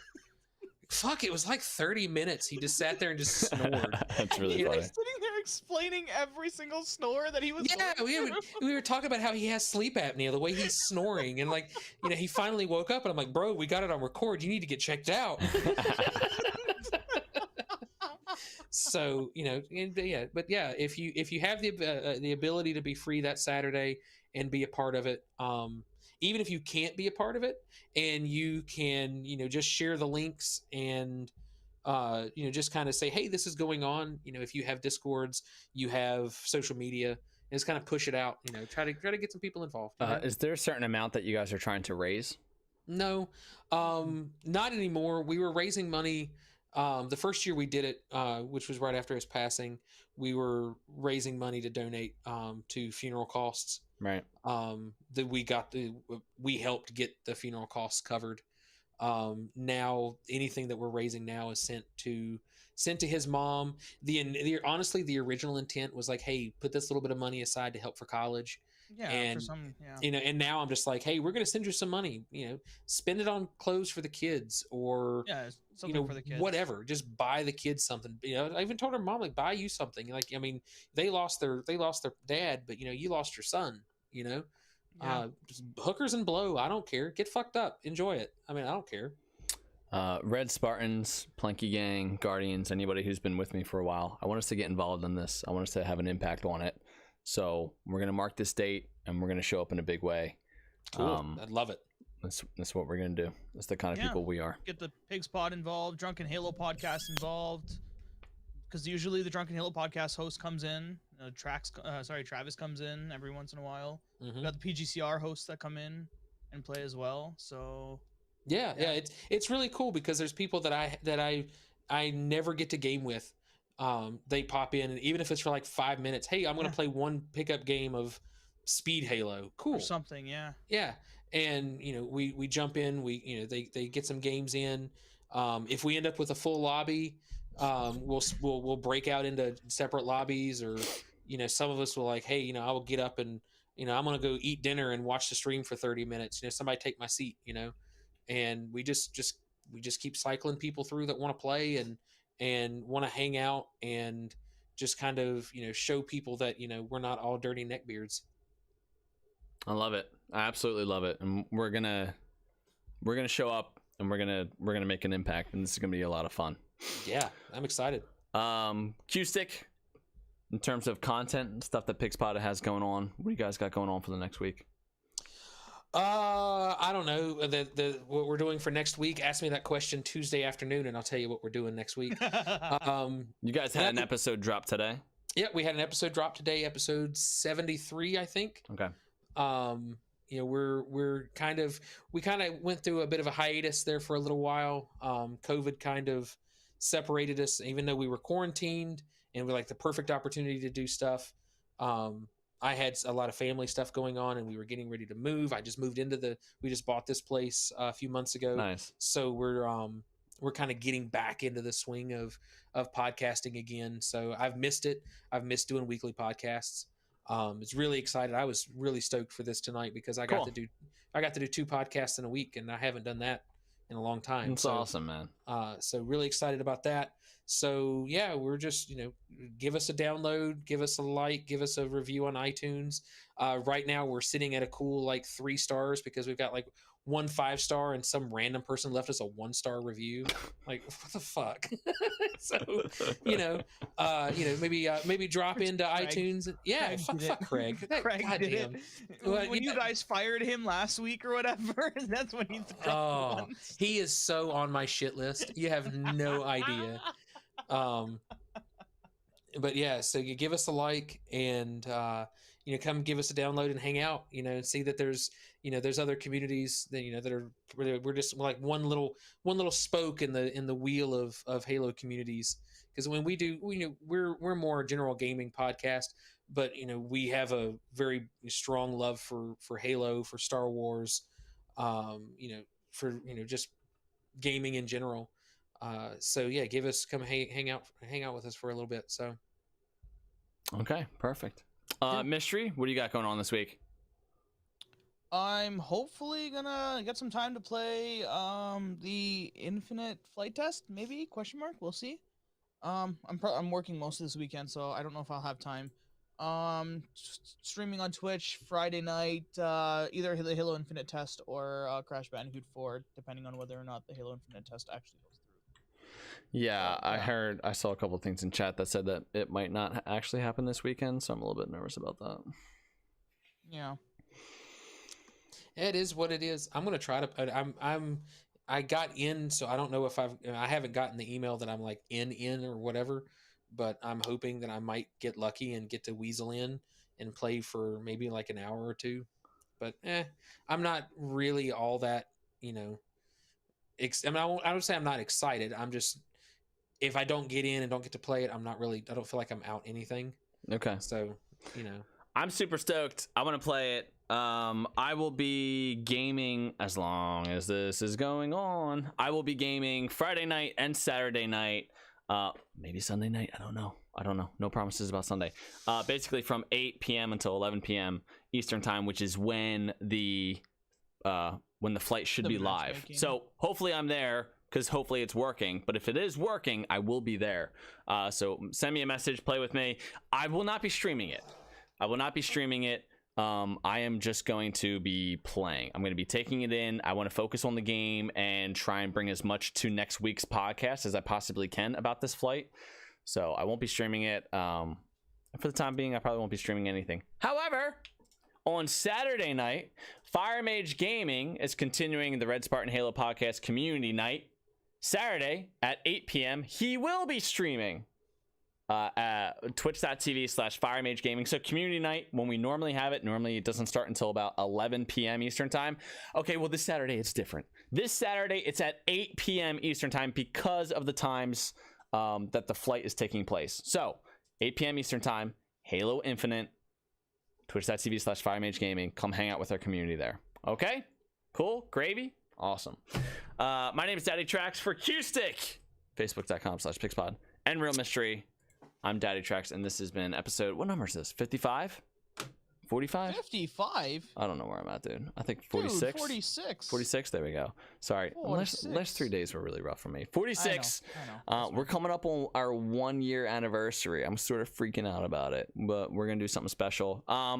We did not make this announcement, but we're gonna have an announcement next week for the 1v1 tournament that's coming up soon. Okay, so stay tuned for that for next week. All right, I love you guys. Enjoy the rest of your night. Thanks for hanging out with us. Oh, for anybody who was in the live stream, thanks for being here. And real quick, I want to thank FireMage Gaming for hosting the community nights. I want to thank Just Kylie and Igayep for modding during the live streams. Page backwards. Igayep.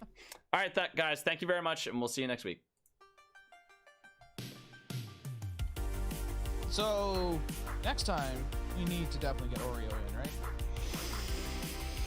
Yeah. I'm a little nervous about foursomes, but I think we can make it work. Oreo and CueStick at the same time? Yeah. Oh man, we can double. Let's do it. Double. I think that an episode like that would go 4 hours. A little podcast swinger action. Let's do it. Is that good? Is a 4-hour show good? I don't know. 4 hours is stretching. There we go. All right, guys. Thanks again for hanging out here. For everybody who's in the live stream, thanks for hanging out tonight. Thanks for being in the chat. Real quick, I want to thank Silly Goose Nessa with the 1,000 bits, Mr. Zero with the 100 bits, the Bad Jawa coming over from Pig's Pod community. Thanks for being here, buddy. Thank you for the follow. You're welcome. Oh, that's you. I didn't know. That entire time that was CueStick. I just knew from Pig's Pod. Okay, sorry. Yeah.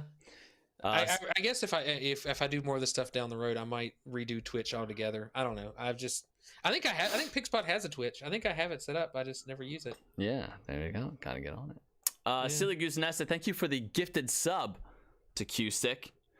And Just Kylie, thank you for the 15 months subbing to us over here on Twitch. Thank you very much. Everybody enjoy the rest of your week, and we will see you. We'll see you here next week. All right, take care. Bye-bye, guys.